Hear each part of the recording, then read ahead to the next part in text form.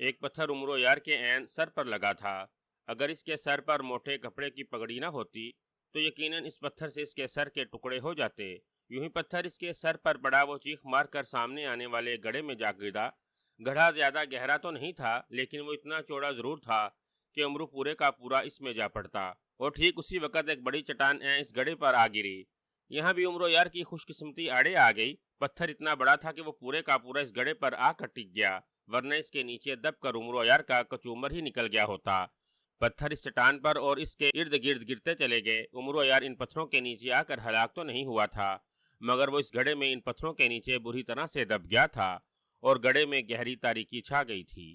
عمرو یار جلدی سے سیدھا ہوا اور اس نے لیٹے لیٹے گڑھے پر پڑے ہوئے پتھر پر دونوں ہاتھ جما دیے، جیسے وہ اپنی ساری طاقت لگا کر آسانی سے اسے دھکیل دے گا۔ مگر یہ کام اس کے لیے آسان نہ تھا۔ گڑھے میں اتنی جگہ بھی نہ تھی کہ وہ اٹھ کر بیٹھ سکتا۔ اسے یوں لگ رہا تھا جیسے وہ مرنے سے پہلے ہی قبر میں اتر گیا ہو اور اس کے اوپر ہزاروں من مٹی ڈال دی گئی ہو۔ یا الہی، یہ میں کس مصیبت میں پھنس گیا ہوں؟ ایسا لگتا ہے جیسے میں زندہ قبر میں اتر آیا ہوں۔ اب میں یہاں سے کیسے نکلوں؟ اس نے پتھر پر زور لگاتے ہوئے خدا کو یاد کیا۔ ایک تو گڑھے میں گہری تاریکی تھی، اور پھر چند ہی لمحوں بعد عمرو یار کا دم گھٹنے لگا۔ ظاہر ہے گڑھے میں ہوا کی آمد و رفت کا کوئی راستہ ہی نہیں تھا۔ اس کا سارا جسم پسینے میں شرابور ہو گیا تھا۔ لگتا ہے میری زندگی کا آخری وقت آن پہنچا ہے۔ یا خدا، میرے گناہوں کو معاف کر دینا اور مجھے قبر کے عذاب سے بچانا۔ اگر میں نے اس دنیا میں لالچ اور برے کام کیے ہیں تو چند اچھائیاں اور نیک کام بھی کیے ہوں گے۔ اے میرے مالک، کیا مجھے اس دنیا میں تھوڑا اور وقت نہیں مل سکتا کہ میں اپنی زنبیل سے موجود سارے کے سارے خزانے غریب لوگوں میں بانٹ دوں؟ اس طرح میرے اعمال نامے میں چند نیکیوں کا تو اضافہ ہو جائے گا۔ عمرو نے گڑ گڑاتے ہوئے کہا، اور زنبیل اور خزانے کے نام سے اس کے ذہن میں ایک جماکہ ہوا۔ زنبیل؟ او میرے پاس تو زنبیل ہے، میں بچ سکتا ہوں۔ میرے خدا، میرے مالک، اوہ اوہ میرے مالک، تو واقعی بڑا کارساز ہے۔ تجھے یاد کرنے سے مجھے زنبیل کا خیال آ گیا۔ اس کا مطلب ہے کہ ابھی میری زندگی تجھے منظور ہے۔ او میرے خدایا، میں تیرا شکر گزار ہوں، بہت شکر گزار ہوں۔ پہلے اس قبر سے نکل جاؤں، پھر تیرے لیے شکرانے کے 2 نفل پڑھوں گا میرے خدا، عمرو نے پرجوش لہجے میں کہا۔ قبر نما گھڑے میں اس کا سانس لینا مشکل ہو رہا تھا، مگر اس نے جیسے تیسے اپنے کاندھے سے زنبیل اتاری اور اس کا منہ کھول لیا۔ اے میری زنبیل، مجھے اپنے اندر کھینچ لے اور غائب کر کر اس اندھیری قبر سے نکل جا، اس نے زنبیل سے مخاطب ہو کر کہا۔ اسی وقت ایک جھٹکا سا لگا اور اسے یوں لگا جیسے وہ کسی تاریک کنویں میں گرتا چلا جا رہا ہو۔ کافی دیر تک وہ نیچے ہی نیچے گرتا رہا، پھر جیسے اس کا وجود ہوا میں معلق ہو گیا۔ جیسے ہی عمرو یار کا جسم رکا، وہ سمجھ گیا کہ اس کی زنبیل اس اندھیری قبر سے باہر نکل آئی ہے۔ اس نے ایک بار پھر خدا کا شکر ادا کیا اور زنبیل کو حکم دیا کہ وہ اسے باہر نکال دے۔ اسے ایک بار پھر جھٹکا لگا اور اس بار وہ اوپر اٹھنے ہی لگا تھا۔ چند لمحوں بعد وہ زنبیل سے نکل کر باہر آ گیا۔ اس نے دیکھا کہ وہ ان پتھروں کے پاس اسی جگہ کھڑا تھا جہاں وہ گڑھے میں گر کر ان بڑے بڑے پتھروں کے نیچے دب گیا تھا۔ اس نے آسمان کی جانب سر اٹھا کر ایک بار پھر خدا کا شکر ادا کیا اور زنبیل پر پڑی ہوئی سلیمانی چادر اور زنبیل اٹھا لی۔ زنبیل اٹھا کر اس نے کاندھے سے لٹکا لی اور سلیمانی چادر میں ڈال لی۔ اس نے ادھر ادھر چاروں طرف دیکھا، مگر میدان بالکل خالی تھا۔ وہ وعدے کے مطابق شکرانے کے نفل ادا کرنے کے لیے کوئی مناسب جگہ تلاش کرنے لگا۔ کچھ دور جا کر اسے ایک تالاب نظر آیا۔ اس نے تالاب سے وضو کیا اور زنبیل سے ایک چادر نکال کر اس پر کھڑے ہو کر نفل پڑھنے لگا۔ نفل پڑھ کر اس نے خدا کا صدقے دل سے شکر ادا کیا اور پھر چادر زنبیل میں رکھ کر وہ واپس سردار امیر حمزہ کے لشکر کی طرف بڑھ گیا، تاکہ وہ سردار امیر حمزہ کو تمام واقعات بتا کر کوئی مشورہ لے سکے۔ وہ اس گٹال نامی جادوگر کے متعلق سوچ رہا تھا کہ آخرکار وہ گٹال جادوگر کون ہے اور اس کی اس سے کیا دشمنی ہے، اور وہ اس کی جان لینے کے لیے کیوں تلا ہوا ہے۔ اس نے پے در پے اس پر 3 وار کیے تھے۔ پہلے اس کے دھوکے میں اس نے ابن سعود کو قتل کیا، پھر اس کو زمین میں دنسا کر اس پر ناک چھوڑ دیا، اور پھر اس پر بھاری پتھر اور چٹانیں برسا کر اسے قبر میں ڈال دیا۔ اس کی سمجھ میں بھی یہ نہیں آ رہا تھا کہ جب ناگ نے اسے ڈسا تو وہ خود کیوں جل کر راکھ ہو گیا، اور پھر وہ زمین سے باہر کیسے نکل آیا؟ کیا کوئی غیبی طاقت اس کی مدد کر رہی ہے؟ وہ یوں سوچتا جا رہا تھا، تو الجھتا جا رہا تھا انہی خیالوں میں، مگر وہ بے خیالی کے عالم میں پہاڑوں کے قریب پہنچ گیا۔ پہاڑ دیکھ کر وہ رک گیا۔ او، یہ میں کہاں آ گیا ہوں؟ میں تو سردار امیر حمزہ کے لشکر کی جانب جا رہا تھا۔ وہ چونک کر بڑبڑایا، پھر واپس جانے کے لیے پلٹا ہی تھا کہ ٹھٹک کر رک گیا۔ اس کے سامنے گٹال جادوگر کھڑا اسے سرخ سرخ آنکھوں سے گور رہا تھا۔ تم ابھی زندہ ہو؟ ان پتھروں کے نیچے دب کر ہلاک نہیں ہوئے تم؟ اس نے حیرت کی زیادتی سے عمرو کی جانب دیکھتے ہوئے کہا۔ مارنے والے سے بچانے والا بہت بڑا ہوتا ہے گٹال جادوگر۔ تم نے مجھے مارنے میں کوئی کسر باقی نہ چھوڑی تھی، مگر میرے خدا کو ابھی میری زندگی منظور تھی۔ دیکھ لو، اس نے مجھے بچا لیا اور میں تمہارے سامنے زندہ سلامت کھڑا ہوں۔ میرے جسم پر ہلکی سی خراش تک نہیں آئی۔ شاید تمہاری قضا آئی ہے جو تم مجھ سے ٹکر لے رہے ہو۔ تم نے شاید ابھی مجھے صحیح طور پر نہیں جانا، میں یارالزماں اور موت جادوگر ہوں۔ میں تم جیسے کئی جادوگروں کو ناکو چنے چبوا دیے ہیں۔ ان سب جادوگروں کو جو اپنے آپ کو 30 مارخاں سمجھتے تھے، ان کو اذیت ناک موت مارا ہے۔ اب میں تمہارا بھی وہی حشر کروں گا۔ تمہیں اس قدر اذیت ناک موت سے ہمکنار کروں گا کہ آئندہ کوئی جادوگر عمرو یار سے ٹکر لینے کی کوشش نہیں کرے گا۔ عمرو یار نے سنبھلتے ہوئے نہایت نفرت زدہ نگاہوں سے گٹال جادوگر کو گورتے ہوئے کہا، کیا تم مجھے مارو گے؟ اذیت ناک موت؟ ہا ہا ہا۔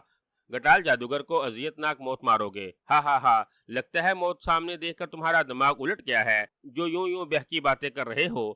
تم اور مجھے مارو گے؟ گٹال جادوگر کو جس نے زندگی کا جام پی رکھا ہے، تم تو کیا اس دنیا کا بڑے سے بڑا اور طاقتور سے طاقتور ترین انسان بھی مجھے نہیں مار سکتا؟ گٹال جادوگر نے پرغرور لہجے میں کہا، اور اس کی بات سن کر عمرو یار کے لبوں پر مسکراہٹ آ گئی۔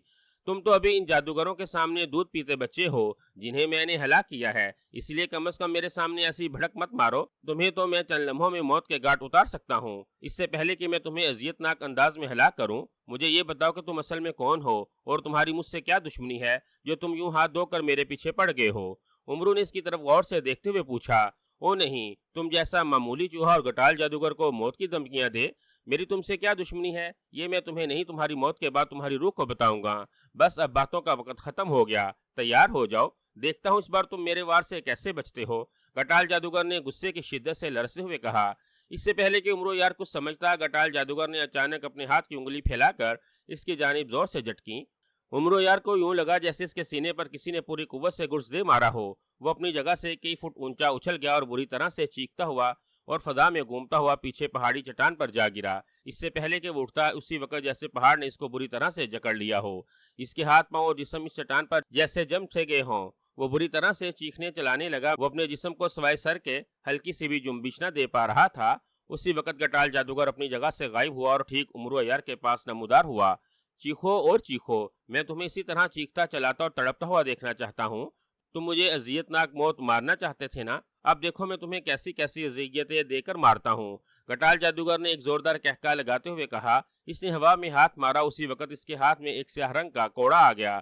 کوڑے پر جگہ جگہ لمبے لمبے کیل لگے ہوئے تھے۔ خاردار کوڑے کو دیکھ کر عمرو یار کی آنکھیں خوف سے پھیل گئیں۔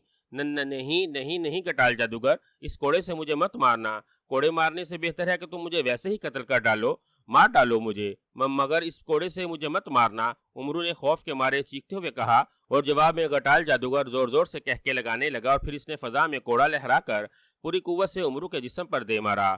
عمرو یار کوڑا کھا کر اس بری طرح سے چیخا کہ ایک لمحے کے لیے پوری فضا اس چیخ سے تھرا اٹھی۔ جس جگہ عمرو کو کوڑا لگا تھا وہاں نہ صرف عمرو یار کا لباس پھٹ گیا تھا، بلکہ کوڑے کے کانٹے اس کے جسم میں اتر گئے تھے، جس کی وجہ سے اس کے جسم کا وہ حصہ خون سے سرخ ہوتا چلا گیا اور پھر گٹال جادوگر پر پھر جیسے جنونیوں کی سی کیفیت طاری ہو گئی۔ اس کے ہاتھ بجلی کی سی تیزی سے چلنے لگے اور عمرو یار کے جسم پر لباس کے ساتھ اس کی خال بھی ادھڑتی چلی گئی۔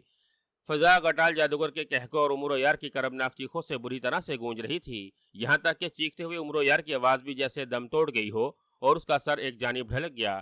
اس کا سر ڈھلکتا دیکھ کر گٹال جادوگر نے ہاتھ روک لیا اور عمرو یار کی جانب نفرت زدہ نگاہوں سے دیکھنے لگا۔ اس نے کوڑا ایک جھٹکے سے فضا میں اچھال دیا، جو فوراً ہی غائب ہو گیا۔ گٹال جادوگر نے تالی بجائی، فوراً ہی وہاں ایک خوفناک شکل والا دبلا پتلا لیکن لمبے قد کا ایک جن نمودار ہوا۔ اس جن کے دونوں ہاتھ اور پیروں کی انگلیوں کے ناخن بے حد بڑے ہوئے تھے۔ اس کی آنکھیں چھوٹی چھوٹی، ناک لمبا اور ہونٹ گہرے سرخ اور بے حد موٹے موٹے تھے، جن سے دو لمبے لمبے تیز اور نوکیلے دانت باہر کو نکلے ہوئے تھے۔ اس جن کے ماتھے پر گینڈے کے سینگ کی طرح لمبا اور نوکیلا سینگ بھی تھا۔ اس جن کے ہاتھوں میں بڑے بڑے کڑے تھے اور کانوں میں بڑے بڑے بالے جھول رہے تھے۔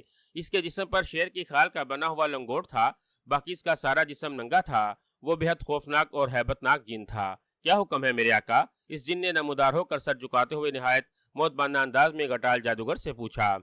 زگوشہ جن، اس مردہ عمرو یار کو اٹھاؤ اور اسے آسمان کی بلندیوں پر لے جا کر ان پہاڑی چٹانوں پر پھینک دو تاکہ اس کے جسم کی ایک ایک ہڈی کا سرما بن جائے، گٹال جادوگر نے زگوشہ جن کو حکم دیتے ہوئے کہا۔ جو حکم میرے آقا، لیکن اگر جان کی امان پاؤں تو آپ سے ایک درخواست عرض کرتا ہوں، زگوشہ جن نے خون میں لت پت عمرو یار کی جانب دیکھتے ہوئے کہا۔ ہوں، کہو کیا کہنا چاہتے ہو؟ گٹال جادوگر نے سر ہلا کر کہا۔ آقا، جب سے میں آپ کا غلام ہوں تب سے میں نے آج تک کسی انسان کا گوشت نہیں کھایا۔ اس وقت اس آدمزاد کے جسم سے سرخ سرخ اور تازہ تازہ خون بہ رہا ہے جسے دیکھ کر میری راڑ ٹپکنے لگی ہے۔ اگر آپ اجازت دیں تو میں آج اس انسان کو کھا جاؤں۔ زغوشا جن نے امرو کی جانب دیکھ کر سچ مچ راڑ ٹپکاتے ہوئے کہا، ہاں ٹھیک ہے، یہ اس کے لیے واقعی اذیت ناک بات ہوگی۔ تم پہلے اس کے ہاتھ پاؤں اور پھر اس کا باقی جسم کھانا، تاکہ جب اس کے جسم کا ایک ایک حصہ الگ ہو تو یہ اور زیادہ زور سے چیخیں چلائے۔ اس کی درد بھری چیخیں سن کر میرے دل کو بے حد سکون ملے گا۔ غٹال جادوگر نے بے حد صفاقانہ لہجے میں کہا، اور یہ سن کر زغوشا جن کی آنکھیں مسرت سے چمکنے لگیں۔ او بہت بہت شکریہ آقا، میں آپ کے حکم کی تعمیل کروں گا۔ یہ بے ہوش معلوم ہوتا ہے، میں اسے کھانے سے پہلے ہوش میں لاؤں گا، پھر جب میں اس کے ٹکڑے ٹکڑے کر دوں گا تو آپ اس کی خوفناک اور کریہاں چیخیں سن کر یقیناً محفوظ ہوں گے۔ زغوشا جن نے بھی صفاقی سے کہا، اور اس نے جھک کر عمرو یار کو اٹھانے کی کوشش کی، لیکن عمرو یار کو تو جیسے چٹان نے زبردست انداز میں پکڑ رکھا ہو۔ آقا یہ زغوشا جن پریشان ہو کر غٹال جادوگر کی جانب دیکھتے ہوئے کہا، ہاں یہ تو میں بھول ہی گیا تھا، ٹھہرو یہ اب اسے اٹھا لو۔ غٹال جادوگر نے ہلکی سی چٹکی بجائی اور زغوشا جن نے اس بار نہایت آسانی سے عمرو یار کو اٹھا کر اپنے کندھے پر ڈال لیا۔ اس نے ادھر ادھر دیکھا، پھر چھلانگ لگا کر چٹان سے نیچے آ گیا۔ اس کی نظریں ایک پہاڑی غار پر جم گئیں۔ وہ عمرو یار کے زخمی اور بے ہوش جسم کو اٹھا کر اس غار میں لے گیا۔ اسے عمرو یار کو غار میں لے جاتا دیکھ کر غٹال جادوگر کے لبوں پر مسکراہٹ آ گئی۔ اس نے چند لمحوں بعد کوئی منتر پڑھ کر اپنے ہاتھ زمین پر پڑے ہوئے ایک بڑے پتھر کی طرف جھٹکا۔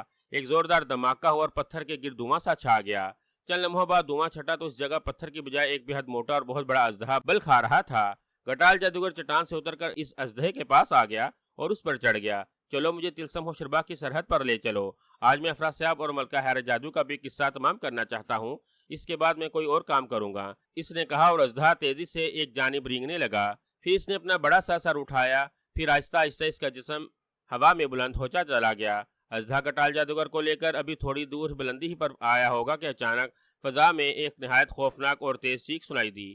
چیخ سن کر غٹال جادوگر بری طرح سے چونک اٹھا۔ اس نے سر گھما کر دیکھا، اور پھر یہ دیکھ کر اس کی آنکھیں حیرت کی زیادتی سے پھیلتی چلی گئیں کہ زغوشا جن عمرو یار کو جس غار میں لے گیا تھا، اس غار سے وہ انتہائی خوفزدہ انداز میں چیختا چلاتا ہوا نکل رہا تھا۔ اس کے جسم میں آگ لگی ہوئی تھی۔ غار سے باہر آتے ہی وہ ایک دھماکے سے زمین پر گر گیا، اور آگ کی لپیٹوں میں زمین پر گر کر وہ بری طرح سے تڑپنے لگا۔ اس کی تیز خوفناک اذیت چیخوں سے پورا ماحول تھرا رہا تھا۔ دیکھتے ہی دیکھتے وہ آگ میں جلتا ہوا بالکل ساکت ہو گیا، اور پھر ایک خوفناک دھماکہ ہوا اور زغوشا جن کا جلتا ہوا جسم پھٹ کر سینکڑوں ٹکڑوں میں بٹ گیا۔ زغوشا جن یہ تمہیں کیا ہو گیا ہے؟ چلو چلو نیچے چلو۔ غٹال جادوگر نے زغوشا جن کا یہ حشر دیکھ کر چیختے ہوئے اژدہے کو نیچے جانے کا حکم دیا۔ اژدہا اسے لے کر دوبارہ زمین پر اتر آیا۔ اژدہے سے اتر کر غٹال جادوگر نہایت تیزی سے زغوشا جن کی لاش کے ٹکڑوں کی جانب بھاگتا چلا گیا، اور پھٹی پھٹی نگاہوں سے زغوشا جن کے جسم کے جلتے ہوئے ٹکڑوں کی جانب دیکھنے لگا۔ اسی وقت اچانک وہاں اندھیرا چھا گیا، اور فضا میں ایک بیان کرتے ہوئے آواز سنائی دی، افسوس مارا مجھے عمرو یار نے سنگ سلیمانی سے، میرا نام زغوشا جن تھا۔ اس آواز کے ساتھ ہی تاریکی چھٹ گئی، مگر یہ آواز سن کر غٹال جادوگر کی آنکھیں جیسے انگارہ بن گئیں۔ غیظ و غضب سے اس کا سیاہ چہرہ اور سیاہ پڑ گیا۔ عمرو یار، اس کے حلق سے زخمی بھیڑیے کی سی گراہٹ نکلی، اور وہ انتہائی خونخوار نگاہوں سے اس غار کے جانب دیکھنے لگا جہاں سے زغوشا جن جلتا ہوا باہر نکلا تھا۔ غٹال جادوگر نے اپنا ایک پیر اٹھا کر زور سے زمین پر مارا۔ ایک تیز گونج سی پیدا ہوئی، وہ نہایت غضبناک انداز میں زمین پر زور زور سے پیر مارتا چلا گیا، اور اس کے پیر مارنے کی وجہ سے زمین اس بری طرح سے لرزنے لگی جیسے زبردست بنجال آ رہا ہو، اور زبردست گڑگڑاہٹ کی آواز کے ساتھ پہاڑ پر پڑے ہوئے پتھر لٹکتے ہوئے نیچے آنے لگے، یہاں تک کہ چند لمحوں بعد ایک زبردست گڑگڑاہٹ کے ساتھ پہاڑ کی غار بیٹھ گئی۔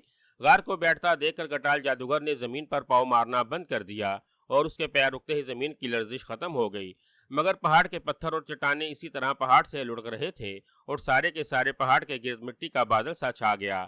مگر اس کے باوجود غٹال جادوگر کا غصہ کم نہیں ہوا تھا۔ اس نے اسی غصے کے عالم میں زمین سے چند پتھر اٹھائے۔ اس نے ایک پتھر پر کچھ پڑھ کر زمین پر پھینک دیا۔ زمین پر گرتے ہی پتھر جیسے شعلہ سا چمکا، اور دوسرے ہی لمحے وہاں ایک گینڈے جیسا موٹا اور انتہائی جسیم دیو موجود تھا، جس کی گردن اور دو سر تھے۔ اس دیو کے ہاتھ میں ایک بہت بڑا اور کئی من وزنی گوشت تھا۔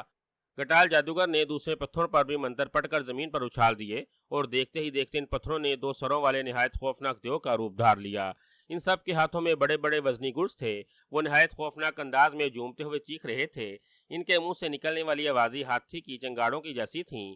جاؤ عمرو یار کو تلاش کرو، اس کو میں نے پہاڑ کے نیچے دفن کر تو دیا ہے، مگر جب تک میں اپنی آنکھوں سے اس کی لاش نہیں دیکھ لوں گا مجھے اس کی موت کا یقین نہیں ہوگا۔ اگر وہ کہیں زندہ ملے تو اس پر گرز مار مار کر اس کے جسم کا کیما بنا دینا۔ جاؤ، غٹال جادوگر نے انتہائی گونجدار لہجے میں کہا۔ और चारों देव मुंह से इसी तरह खौफनाक आवाजें निकालते हुए पहाड़ पर चढ़ते चले गए। अपने भारी वजूद और दो सर होने के बावजूद वो पहाड़ पर यूं चढ़ रहे थे जैसे वो आम जमीन पर चढ़ रहे हों। आंखें खुलते ही उमरो यार को ऐसा लगा जैसे इसके सारे जिस्म में बुरी तरह से आग लग गई हो। इसका सारा जिस्म फटे हुए फोड़े की तरह दुख रहा था। दर्द के मारे बेख्तियार इसके मुंह से कराहें निकलने लगीं। इसने आंखें खोली और उसने देखा कि वो किसी लंबे और दुबले पतले अजीबुल खलकत इंसान या जिन के कांधों पर पड़ा था और वो उसे लिए तेजी से गार में घुसा जा रहा था। छोड़ो छोड़ो मुझे, कौन हो तुम? इसने तकलीफ से कराहते हुए कहा। अच्छा, तो तुम्हें खुद ही होश आ गया। बहुत खूब। मैं जगोशा जिन हूँ आदमजात, और गटाल जादूगर ने तुम्हें मुझे बख्श दिया है। अब मैं तुम्हें खाने के लिए लाया हूँ। जगोशा जिन ने कहा और जोर से उमरू को नीचे पटाख दिया। एक तो कोड़ों की जरब से पहले ही इसका जिस्म फोड़े की तरह दुख रहा था और ऊपर से जिस बुरी तरह से जगोशा जिन ने इसे नीचे पटका था, उमरो यार की हड्डियां कड़कड़ा उठी थीं और उस बुरी तरह से चीख उठा कि गारिस की चीख से गूंज उठा। चीखो और चीखो, तुम्हारी चीखें सुनकर आका बहुत खुश होंगे। बहुत खुश? चीखो, चलाओ और चलाओ। जगोशा जिन ने इसे चीखता देखकर जोरदार कहका लगाते हुए कहा और उसकी पसलियों में एक जोरदार ठोकर मार दी। इसके पैरों के नखर उमरू की पसलियों में घुस गए और उमरो यार का सांस जैसे इसके हलक में फंस कर रह गया। इसके हलक से इस बार चीख तो न निकली, अलबत्ता वो जमीन पर इस बुरी तरह से तड़पने लगा जैसे इसकी किसी ने गर्दन काट दी हो। चीखो, चीखते क्यों नहीं? भाई राका तुम्हारी करमनाक चीखें सुनने के लिए बेताब हो रहे हैं। जोर जोर से चिल्लाओ। वो उमरू को एक जोरदार ठोकर मारने के लिए आगे बढ़ा, मगर चूंकि इसका कद बेहद लंबा था और गार इतना ऊंचा नहीं था कि वो यूं ही तेजी से आगे बढ़ा। इसका सर गार की छत से उभरे हुए एक पत्थर से टकरा गया। इसके मुंह से कराह निकली और वो उलट कर गिर पड़ा। इसकी आंखों के गिर्द अंधेरा सा छा गया। जितनी देर में इसकी आंखों के सामने अंधेरा छटा रहा, उतनी देर में उमरो यार को मौका मिल गया। इसने तड़पते हुए जब जगोशा जिन को जमीन पर गिरता देखा तो उसने जल्दी से अपनी जंबील में हाथ डाला। पता नहीं वो जंबील से तलवार या कोई दूसरा हथियार निकालना चाहता था, मगर जंबील में हाथ डालते ही इसके हाथ में पत्थर आ गया। इसने इस पत्थर को निकाल कर देखा। ये वही पत्थर था जो इसे बाजार से मिला था, जिसके जरिए वो किसी का भी रूप बदल सकता था। इस पत्थर को देखकर न जाने उमर को क्या ख्याल आया। इसने नफरत से पत्थर को गिरे हुए जगोशा जिन पर मारा। पत्थर का जगोशा जिन को लगना था कि वो यकलख्त उछलकर खड़ा हो गया जैसे इसका जिस्म रबड़ का बना हुआ हो। वह खड़े होकर निहायत खौफजदा निगाहों से इस पत्थर की जानिब देखने लगा। उमरू ने इसे दहशतजदा देखकर पत्थर की तरफ देखा और फिर हैरान रह गया। सफेद पत्थर इस वक्त गहरा सुर्खी माइल होकर अंगारे की मानिक दहक रहा था। संग सुलेमानी, ये कहाँ से आ गया? जगोशा जिन ने दहशत भरी नजरों से देखते हुए पत्थर की जानिब देखते हुए कहा। फिर वो बिजली किसी तेजी से पलटा और बरक रफ्तारी से गार के दहाने की जानिब भागने लगा, मगर इससे पहले कि वो गार से निकलता, दहकते हुए पत्थर से आग का एक शोला सा निकला और बिजली किसी तेजी से जगोशा जिन की जानिब बढ़ता चला गया और दूसरे ही लम्हे जगोशा जिन बुरी तरह से आग की लपेट में आ गया। इसके मुंह से इंतहाई दर्दनाक चीख निकल उठी और वो आग में जलता हुआ गार से बाहर निकल आ गया। गार से बाहर निकलते ही इसका जिस्म एक जोरदार धमाके से फट गया और वो चंद लम्हों बाद वहां हर तरफ गहरी तारीकी छा गई। एक तेज और रोती हुई आवाज सुनाई दी। अफसोस मारा मुझे उमरू अयार ने संग सिलेमानी से। मेरा नाम जगोशा जिन था। और फिर तारीकी छट गई। उमरू अयार अभी तक हैरत ज़दा निगाहों से इस पत्थर की जानिब देख रहा था जो अब सुरख होने की बजाय अपनी असली हालत में आ गया था। वो तकलीफ ज़दा होने के बावजूद कराहते हुए आहिस्ता आहिस्ता रेंग कर आगे बढ़ा और उसने फिर पत्थर उठा लिया। उसी वक्त बाहर से गटाल जादूगर की इंतहाई गुर्राहट भरी आवाज सुनाई दी। उमरू यार, इसकी आवाज में बेपनाह गुस्सा था। ठीक उसी वक्त जैसे जमीन बुरी तरह से लरजने लगी, तेज गूंज और गड़गड़ाहट की आवाज के साथ जैसे पहाड़ की चोटी से बड़े बड़े पत्थर गिरने लगे। उमरू यार घबरा कर गार की दीवार का सहारा लेते हुए उठकर खड़ा हो गया। हालांकि उठते हुए इसका जिस्म बुरी तरह से दुख रहा था, इसकी बर्दाश्त से बाहर था, मगर वो जैसे तैसे उठा और बजाय गार से बाहर जाने की वो बुरी तरह से लड़कता हुआ दीवार का सहारा लिए गार के अंदर भागने लगा। इसके जिस्म से खून मुसलसल बह रहा था और तकलीफ की शिद्दत से इसका बुरा हाल हो रहा था, मगर वो दांतों पर दांत जमाए दर्द और जिस्म में उठने वाली ठीसों को दबाए गार के अंदर लटकते हुए भागा जा रहा था। इसके पीछे गार जोरदार धमाकों से बैठती जा रही थी। इसके इर्द गिर्द आगे और पीछे पत्थर गिर रहे थे और उमरू इनसे बचने की कोशिश करता हुआ भाग रहा था। मौत के खौफ से जैसे इसके जहन में मुकम्मल तौर पर धुंध सी छा गई। वो दर्द और तकलीफ की परवाह किए बगैर भाग रहा था और फिर अचानक जैसे इसके पैरों के नीचे से जमीन निकल गई। इसने संभलने की कोशिश की मगर कामयाब न हो सका और वो जैसे किसी अंधे कुएं में गिरता चला गया। शायद गार में कोई कुआं था जिसे वो अंधेरे में न देख सका था। कुआं शायद बेहद गहरा था क्योंकि उमरो यार मुसलसल नीचे ही गिरता जा रहा था और वो अभी तक वो पानी या कुएं की जमीन पर न गिरा था। काफी देर तक वो इसी तरह कुएं में नीचे ही नीचे गिरता रहा। फिर जैसे वो अंधेरे कुएं से बाहर निकल आया हो, इसने हैरत ज़दा नजरों से देखा वो इस वक्त कुएं में नहीं बल्कि आसमान से नीचे जमीन पर गिर रहा था। हर तरफ रोशनी फैली हुई थी और नीचे हर तरफ सब्जा ही सब्जा दिखाई दे रहा था। وہ اس قدر بلندی سے نیچے گر رہا تھا کہ اگر وہ اس سبزے پر بھی جا گرتا تو اس کی ہڈیاں تک چکناچور ہو جاتی، مگر اس سے پہلے کہ وہ زمین پر گرتا اور اس کی ہڈیوں کا سرما بنتا، دو غیر مرئی ہاتھوں نے جیسے اسے تھام لیا ہو۔ دوسرے ہی لمحے وہ نیچے جانے کی بجائے جیسے ہوا میں اڑنے لگا۔ عمرویان کے ذہن میں بار بار اندھیرے کی یلغار ہو رہی تھی۔ اس نے سر جھٹک جھٹک کر اندھیرا دور کرنے کی بے حد کوشش کی مگر کامیاب نہ ہو سکا، اور اس کا ذہن جیسے اندھیرے کی گہرائیوں میں ڈوبتا چلا گیا۔ جب اسے ہوش آیا تو اس نے دیکھا وہ اس وقت ایک بہت بڑے غار میں ایک بڑے پتھر پر پڑا ہوا تھا، اس کے ہاتھ اور پاؤں کسی رسی سے اس چٹان کے ساتھ بندھے ہوئے تھے۔ غار کے اس حصے میں کافی روشنی تھی، یہ روشنی غار کی دیوار پر لگی مشلوں سے نکل رہی تھی۔ عمرویار اپنے ہاتھ پاؤں تو نہیں ہلا سکتا تھا، البتہ وہ سر کو دائیں بائیں ضرور حرکت کر سکتا تھا۔ اس نے سر کو ادھر ادھر گھما کر دیکھا، غار کا یہ حصہ ایک کمرے کی طرح کھلا اور کشادہ تھا، سوائے دیواروں اور مشلوں کے اور کچھ دکھائی نہ دے رہا تھا۔ غار میں چربی کی سرانٹ کے ساتھ ساتھ عجیب ناگوار بو پھیلی ہوئی تھی۔ عمرو نے دیکھا کہ اس کے بدن پر صرف ایک لنگوٹ نظر آ رہا تھا، باقی اس کا سارا جسم ننگا اور اس کے سارے بدن پر سبز رنگ کا کوئی لیپ سا لگا ہوا تھا۔ وہ بو شاید اسی لیپ سے اٹھ رہی تھی۔ عمرو یار کے جسم میں درد کا ہلکا سا بھی احساس نہیں ہو رہا تھا۔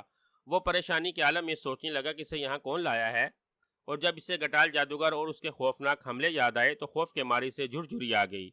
گٹال جادوگر نے اسے ہلاک کرنے کے لیے اس پر اس قدر سخت وار کیے تھے، اگر خدا کو اس کی زندگی مقصود نہ ہوتی تو اس کا کیا حشر ہوتا، یہ سوچ کر وہ خوف سے کانپ کر رہ گیا۔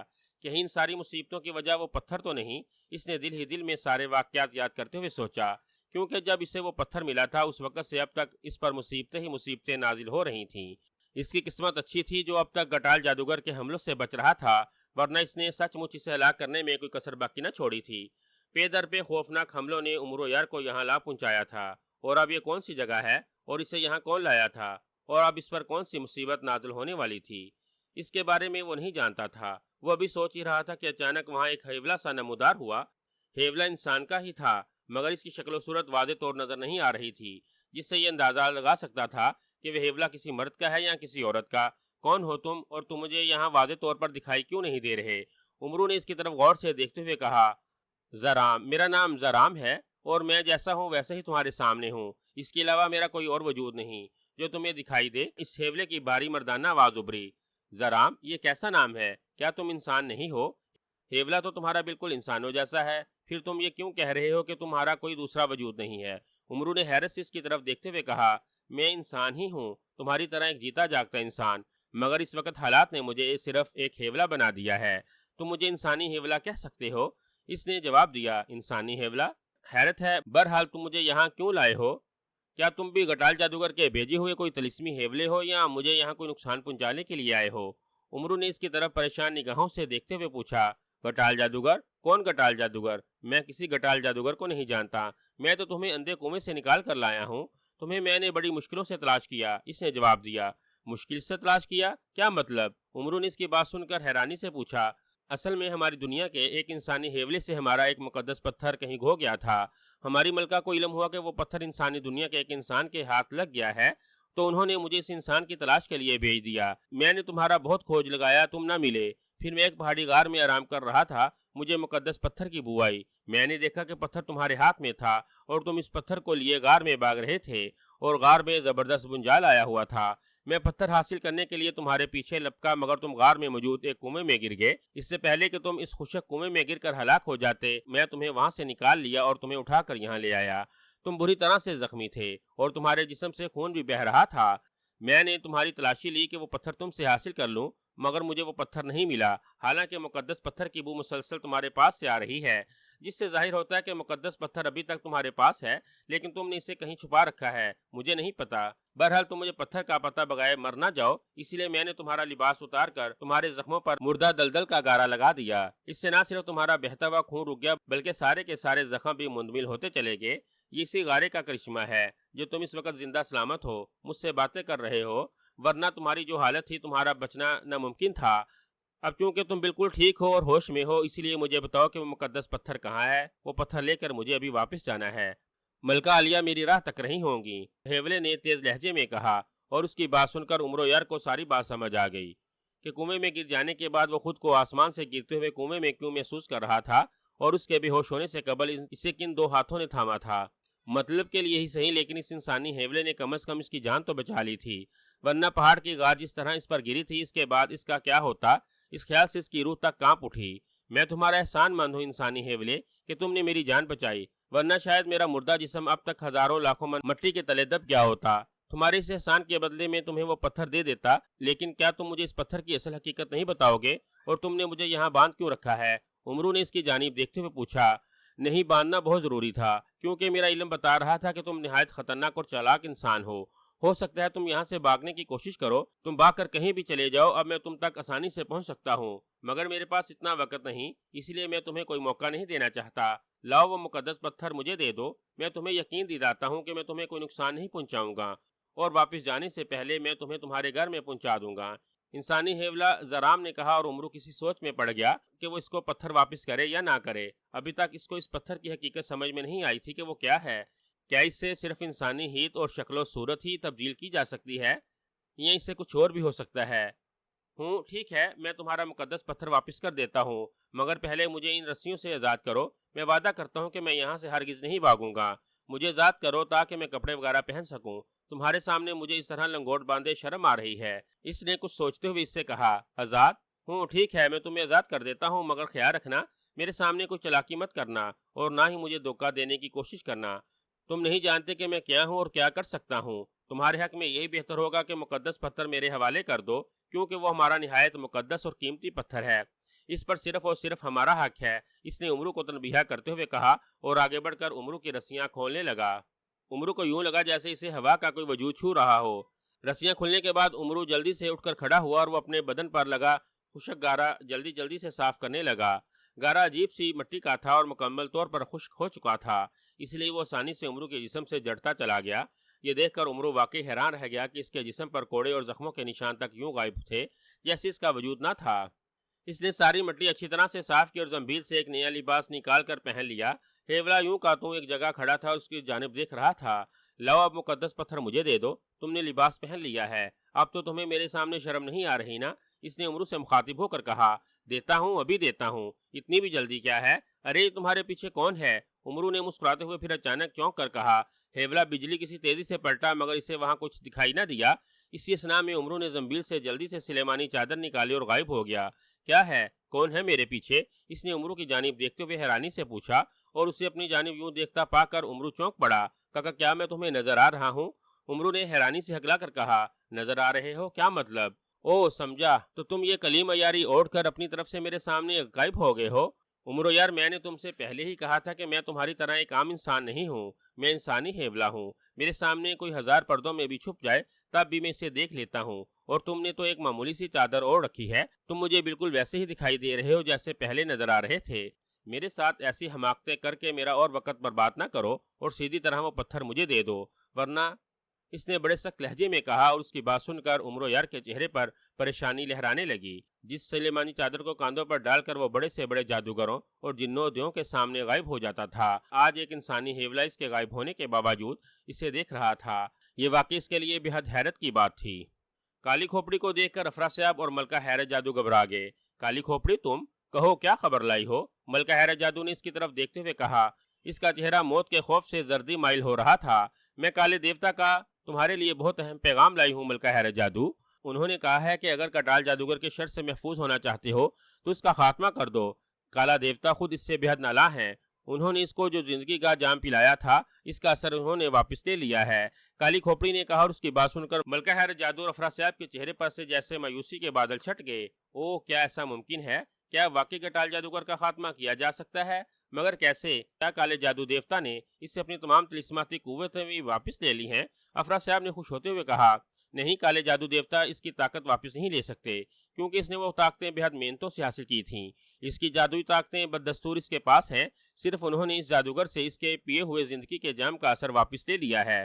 اگر کسی طرح اس جادوگر کا خاتمہ کر دیا جائے تب اس کی ساری طاقتیں ختم ہو جائیں گی، اور وہ دوبارہ نئی زندگی کبھی حاصل نہیں کر سکے گا، اور نہ ہی وہ اپنی روح کو اپنے قبضے میں کر سکے گا۔ کالی کھوپڑی نے جواب دیا، او، پھر تو یہ بہت مشکل بلکہ ناممکن سی بات ہے۔ وہ اتنا بڑا اور اتنا طاقتور جادوگر ہے، ہم بھلا اس کا خاتمہ کیسے کر سکتے ہیں؟ اگر ایک بار بھی اس کا اور ہمارا سامنا ہو گیا تو وہ اپنی کالی طاقتوں سے ایک لمحے میں ہمیں جلا کر بزم کر ڈالے گا۔ ملکہ حیرت جادو کے چہرے پر ایک بار پھر پریشانی کے آثار ابھر آئے تھے۔ ہاں، یہ بات درست ہے، واقعی اس خطرناک جادوگر کو مارنا تم لوگوں کے لیے بہت مشکل ہے، اور کالے جادو دیوتا نے اس جادوگر کی موت کا جو راستہ بتایا ہے وہ بھی انتہائی سخت اور بے حد دشوار گزار ہونے کے ساتھ ساتھ بے پناہ خطرناک ہے۔ کالی کھوپڑی نے کہا، اور وہ دونوں چونک کر اس کی طرف دیکھنے لگے۔ کیا مطلب؟ کون سا راستہ سخت اور خطرات ہے؟ کیا گٹال جادوگر کو مارنے کے لیے ہمیں کہیں اور جانا ہوگا؟ افراسیاب نے پوچھا۔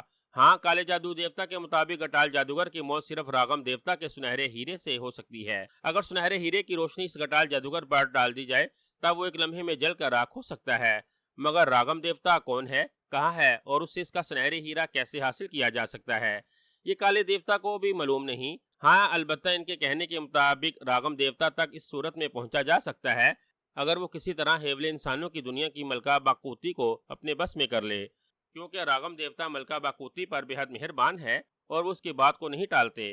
اگر ملکہ باقوتی کسی کے قبضے میں آ جائے تب راغم دیوتا سے اس کا سنہری ہیرا حاصل کیا جا سکتا ہے، ورنہ نہیں۔ کالی کھوپڑی نے کہا، باقوتی ملکہ؟ مگر یہ باقوتی ملکہ ہے کون اور وہ رہتی کہاں ہے؟ اس کی بات سن کر افراسیاب نے پریشان انداز میں پوچھا۔ باقوتی ملکہ انسانی ہیولوں کی دنیا کی ملکہ ہے، وہ یہاں سے ہزاروں لاکھوں میل دور غیبی دنیا میں کہیں رہتی ہے۔ اس کی غیبی دنیا تک جانے کے لیے تمہیں 3000 سال کا سفر کرنا ہوگا، اور یہ سفر تمہیں شمال کی پہاڑی کی طرف پیدل چل کر طے کرنا ہوگا۔ 3000 سال کے سفر کے بعد تم اندھی کہائیوں میں پہنچو گے، جہاں تمہیں ایک طاقتور جن ٹماک کو پکڑنا ہوگا۔ وہ تمہیں ان راستوں تک پہنچا دے گا جو ملکہ باقوتی کی غیبی دنیا کی طرف جاتا ہے۔ وہ راستہ بے حد دشوار گزار اور انتہائی خطرناک ہے، وہاں قدم قدم پر موت کا پہرا ہے، جگہ جگہ انتہائی خوفناک بلائیں مسلط ہیں جن کا خاتمہ کرتے ہوئے تمہیں سبز دلدل تک پہنچنا ہوگا۔ اس سبز دلدل سے 3 بوڑھی جادوگر چڑیلیں نکلیں گی، اور ان 3 بوڑھی چڑیلوں میں سے تمہیں صرف ایک بوڑھی چڑیل کو ہلاک کرنا ہوگا جو ان تینوں میں سب سے زیادہ بوڑھی اور طاقتور جادوگرنی ہوگی۔ یاد رہے کہ ان تینوں بوڑھی چڑیلوں کی شکل، رنگ، روپ، لباس بالکل ایک جیسا ہے۔ اگر غلطی سے تم نے اصل جادوگرنی چڑیل کو مارنے کے بجائے دوسری چڑیل کو مار دیا تو تب تمہارا دوسری چڑیلوں سے بچنا مشکل ہی نہیں ناممکن بھی ہو جائے گا۔ وہ ایک لمحے سے بھی کم وقفے میں تمہیں پھاڑ کھائیں گی، اور تم نے اصل بوڑھی چڑیل جادوگرنی ہلاک کر دی تو دوسری چڑیلیں تمہیں خود ہی اپنی ملکہ کے پاس لے جائیں گی، اور تم اس کو اپنے جادو سے نہایت آسانی سے زیر کر سکتے ہو۔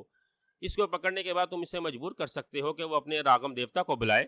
اس کو بلانے پر راغم دیوتا فوراً ہی وہاں آ جائے گا، اور ملکہ باتونی کو تمہارے قبضے میں دیکھ کر فوراً ہی وہ تمہیں اپنا سنہری ہیرا دے دے گا۔ مگر یہ بات یاد رکھنا کہ ہیرا حاصل کرنے کے بعد ملکہ باقوتی کو چھوڑنا، اور نہ راغم دیوتا کو۔ راغم دیوتا تو اس سنہرے ہیرے کی روشنی سے فوراً ہی ہلاک ہو جائے گا، لیکن باقوتی ملکہ کو تم اس وقت مارنا جب وہ تمہیں بخیر و فیت اپنی غیبی دنیا سے نکال لائے۔ اگر تم دونوں نے ان میں سے کسی ایک کو بھی زندہ چھوڑ دیا تو تمہاری اپنی زندگی محال ہو جائے گی۔ تم جہاں بھی جاؤ گے وہ ایک لمحے میں تم تک پہنچ جائے گی اور تمہیں مار ڈالے گی۔ تم لاکھ کوشش بھی کرو مگر ان کے ہاتھوں سے بچنا تمہارے لیے ناممکن ہو جائے گا، نہ ہی ان کے آگے پھر تمہاری کوئی طاقت کام آئے گی اور نہ ہی کوئی جادو۔ کالی کھوپڑی کہتی چلے گئی، اوف، یہ تو بے حد خطرناک اور ناقابل عمل شرائط ہیں۔ سب سے پہلے ہمیں 1-2 دن کا نہیں، 1-2 ماہ یا سال 2 سال نہیں، پورے 3000 سال کا سفر کرنا ہوگا۔ نہیں، یہ ناممکن ہے، قطعی ناممکن۔ 3000 سال! اس کا مطلب ہے کہ کالے جادو دیوتا نے ہمیں ٹالنے کی بات کی ہے۔ وہ نہیں چاہتے کہ ان کے پجاری کو ہلاک کیا جائے، ورنہ اس جادوگر کو مارنے کے لیے اتنی کڑی شرطیں رکھنے کی کیا ضرورت تھی؟ نہیں ملکہ حیر جادو، نہیں، لگتا ہے کہ سچ مچ ہمارے دن پورے ہو چکے ہیں۔ اب ہمیں گٹال جادوگر کے ہاتھوں مرنے سے دنیا کی کوئی طاقت نہیں بچا سکتی۔ افراسیاب نے سخت مایوسی کا اظہار کرتے ہوئے کہا۔ ملکہ حیر جادو کے ماتھے پر بھی بل پڑ گئے تھے۔ کالے جادو دیوتا نے کہا ہے کہ اگر اس غیبی دنیا کے کسی ہیولے انسانی کو پکڑ لیا جائے تو یہ ہزاروں سالوں کا سفر چند لمحوں میں طے ہو سکتا ہے۔ وہ چاہے تو تمہیں چند لمحوں میں بھی اپنی غیبی دنیا تک لے جا سکتے ہیں، مگر باقوتی ملکہ تک پہنچنے کے لیے دشوار راستوں سے گزرنا، اس کی بلاؤں کا خاتمہ کرنا، اور خاص طور پر ان 3 بوڑھی چڑیل جادوگرنیوں میں سے اصل بوڑھی چڑیل کی موت کی شرائط اسی طرح برقرار ہے۔ کالی کھوپڑی نے بتایا اور انہوں نے ہونٹ بھینچ لیے۔ او نہیں، یہ کیسے ممکن ہے؟ بھلا غیبی دنیا کا انسانی ہیولا یہاں کیسے آئے گا اور ہم اسے کیسے قابو کر سکتے ہیں؟ کالی کھوپڑی، یہ تم کیا ہمیں الجھانے والی باتیں کر رہی ہو؟ افراسیاب نے بری طرح سے جلائے ہوئے لہجے میں کہا۔ یہ الجھانے والی باتیں نہیں ہیں افراسیاب، جو کچھ مجھے کالے دیوتا نے کہا تھا وہ ساری باتیں تمہارے سامنے دہرا رہی ہوں، اور تم جس انسانی حیولے کی بات کر رہے ہو وہ بھلا اس دنیا میں کیا کرنے آ سکتا ہے؟ تو سنو، اس غیبی دنیا کا ایک انسانی حیولہ تمہاری دنیا میں آ چکا ہے۔ اصل میں غیبی دنیا کے ایک انسانی حیولے نے وہاں ملکہ باقوتی سے بغاوت کر دی تھی، اور وہ ملکہ باقوتی کا ایک مقدس پتھر لے کر بھاگ کر ہماری اس دنیا میں آ گیا تھا، مگر اس دنیا میں آتے ہی اسے سورج کی روشنی نے جلا ڈالا اور وہ ختم ہو گیا۔ اس سے غیبی دنیا کا مقدس پتھر جو ایک تھیلی میں بند کیا گیا تھا کہیں کھو گیا ہے، جو تمہاری ہی دنیا کے ایک انسان کو مل گیا۔ اس مقدس پتھر کی تلاش میں باقوتی ملکہ نے یہاں ایک اور انسانی حیولہ بھیج رکھا ہے جو رات کے اندھیروں میں اس پتھر کو تلاش کرتا پھر رہا ہے۔ کالی کھوپڑی نے کہا، اوہ اوہ، تو وہ پتھر، میرا مطلب مقدس پتھر اس وقت کس کے پاس ہے؟ کیا تم ہمیں اس کے بارے میں بتا سکتی ہو کالی کھوپڑی؟ ہم کسی نہ کسی طرح اس سے غیبی دنیا کا مقدس پتھر حاصل کر کے اپنے قبضے میں کر لیں گے، اور جب انسانی حیولہ اپنا مقدس پتھر تلاش کرتا ہوا یہاں آئے گا تو ہم اس کو پکڑ لیں گے۔ ملکہ حیرت جادو نے پرجوش لہجے میں کہا، ہاں، اگر مقدس پتھر تمہارے قبضے میں آ جائے تو تم واقعی انسانی سے باقوتی ملکہ تک پہنچ سکتے ہو۔ کالی کھوپڑی نے کہا، وہ پتھر اس وقت کس کے پاس ہے؟ ملکہ حیرت جادو نے بری طرح سے بےتاب ہو کر کہا، جس کے پاس وہ پتھر ہے وہ تمہارا سب سے بڑا رقیب اور سب سے بڑا دشمن امرو یار ہے۔ کالی کھوپڑی نے کہا، اور امرو یار کا نام سن کر افراسیاب اور ملکہ حیرت جادو اس بری طرح سے اچھلے جیسے ان کے پیروں پر کڑکتی ہوئی بجلی آ گری ہو۔ امرو یار، مگر وہ تو مر چکا ہے، گٹال جادوگر نے تو اس کو منو پتھروں کے نیچے کچل ڈالا ہے۔ افراسیاب اور ملکہ حیرت جادو نے ایک ساتھ کہا، یہ صرف تم لوگوں کا خیال ہے، امرو یار مرا نہیں، وہ زندہ ہے۔ گٹال جادوگر نے اس پر بے حد خطرناک جان لیوا وار کیے ہیں، مگر ہر لمحے امرو یار کی قسمت اس کے آڑے آ گئی، وہ ہر بار موت کے منہ میں جانے سے بچ نکلا۔ کالی کھوپڑی نے کہا، اور وہ ان کو امرو یار کے ان پتھروں کے نیچے سے نکلنے کے طریقے کے ساتھ اس پر نازل ہونے والی ساری باتیں بتاتی چلی گئیں، جسے سن کر افراسیاب اور ملکہ حیرت جادو کی آنکھیں حیرت کی زیادتی سے پھیلتی چلی گئیں۔ اف، واقعی امرو یار شیطان ہے، پورے کا پورا شیطان۔ گٹال جادوگر کے ہاتھوں سے مرنے سے وہ جس طرح بچا ہے وہ صرف اور صرف اسی کا کام ہے۔ اگر وہ ہمارا دشمن نہ ہوتا تو اس کی قسمت اور اس کی ہمت پر ہم اسے بے تحاشا داد دیتے۔ تمہاری باتوں سے پتہ چلتا ہے کہ اس نے یقیناً اس انسانی حیولے کو بھی اپنے قابو میں کر لیا ہوگا اور اسے ساری حقیقت کا بھی علم ہو گیا ہوگا۔ جس طرح ہم چاہتے ہیں کہ کسی طرح گٹال جادوگر کو ختم کر دیا جائے، اسی طرح یہی خواہش اب امرو یار کی بھی ہوگی، کیونکہ جس قدر اذیت گٹال جادوگر نے اسے پہنچائی ہے وہ اس سے بدلہ لینے کی ضرور کوشش کرے گا۔ میرا خیال ہے ملکہ حیرت جادو، ہمیں کچھ کرنے کی اب ضرورت نہیں، ہمارا یہ کام کرنے کے لیے تو امرو یار ہی کافی ہے۔ کیا خیال ہے تمہارا؟ افراسیاب نے ملکہ حیرت جادو سے مخاطب ہو کر کہا، آپ ٹھیک کہتے ہیں عالم پناہ، مگر اس گٹال جادوگر نے ہمیں بھی تو سخت ذہنی اذیت پہنچائی ہے، لمحہ لمحہ ہم اس کے خوف سے کانپتے رہے ہیں۔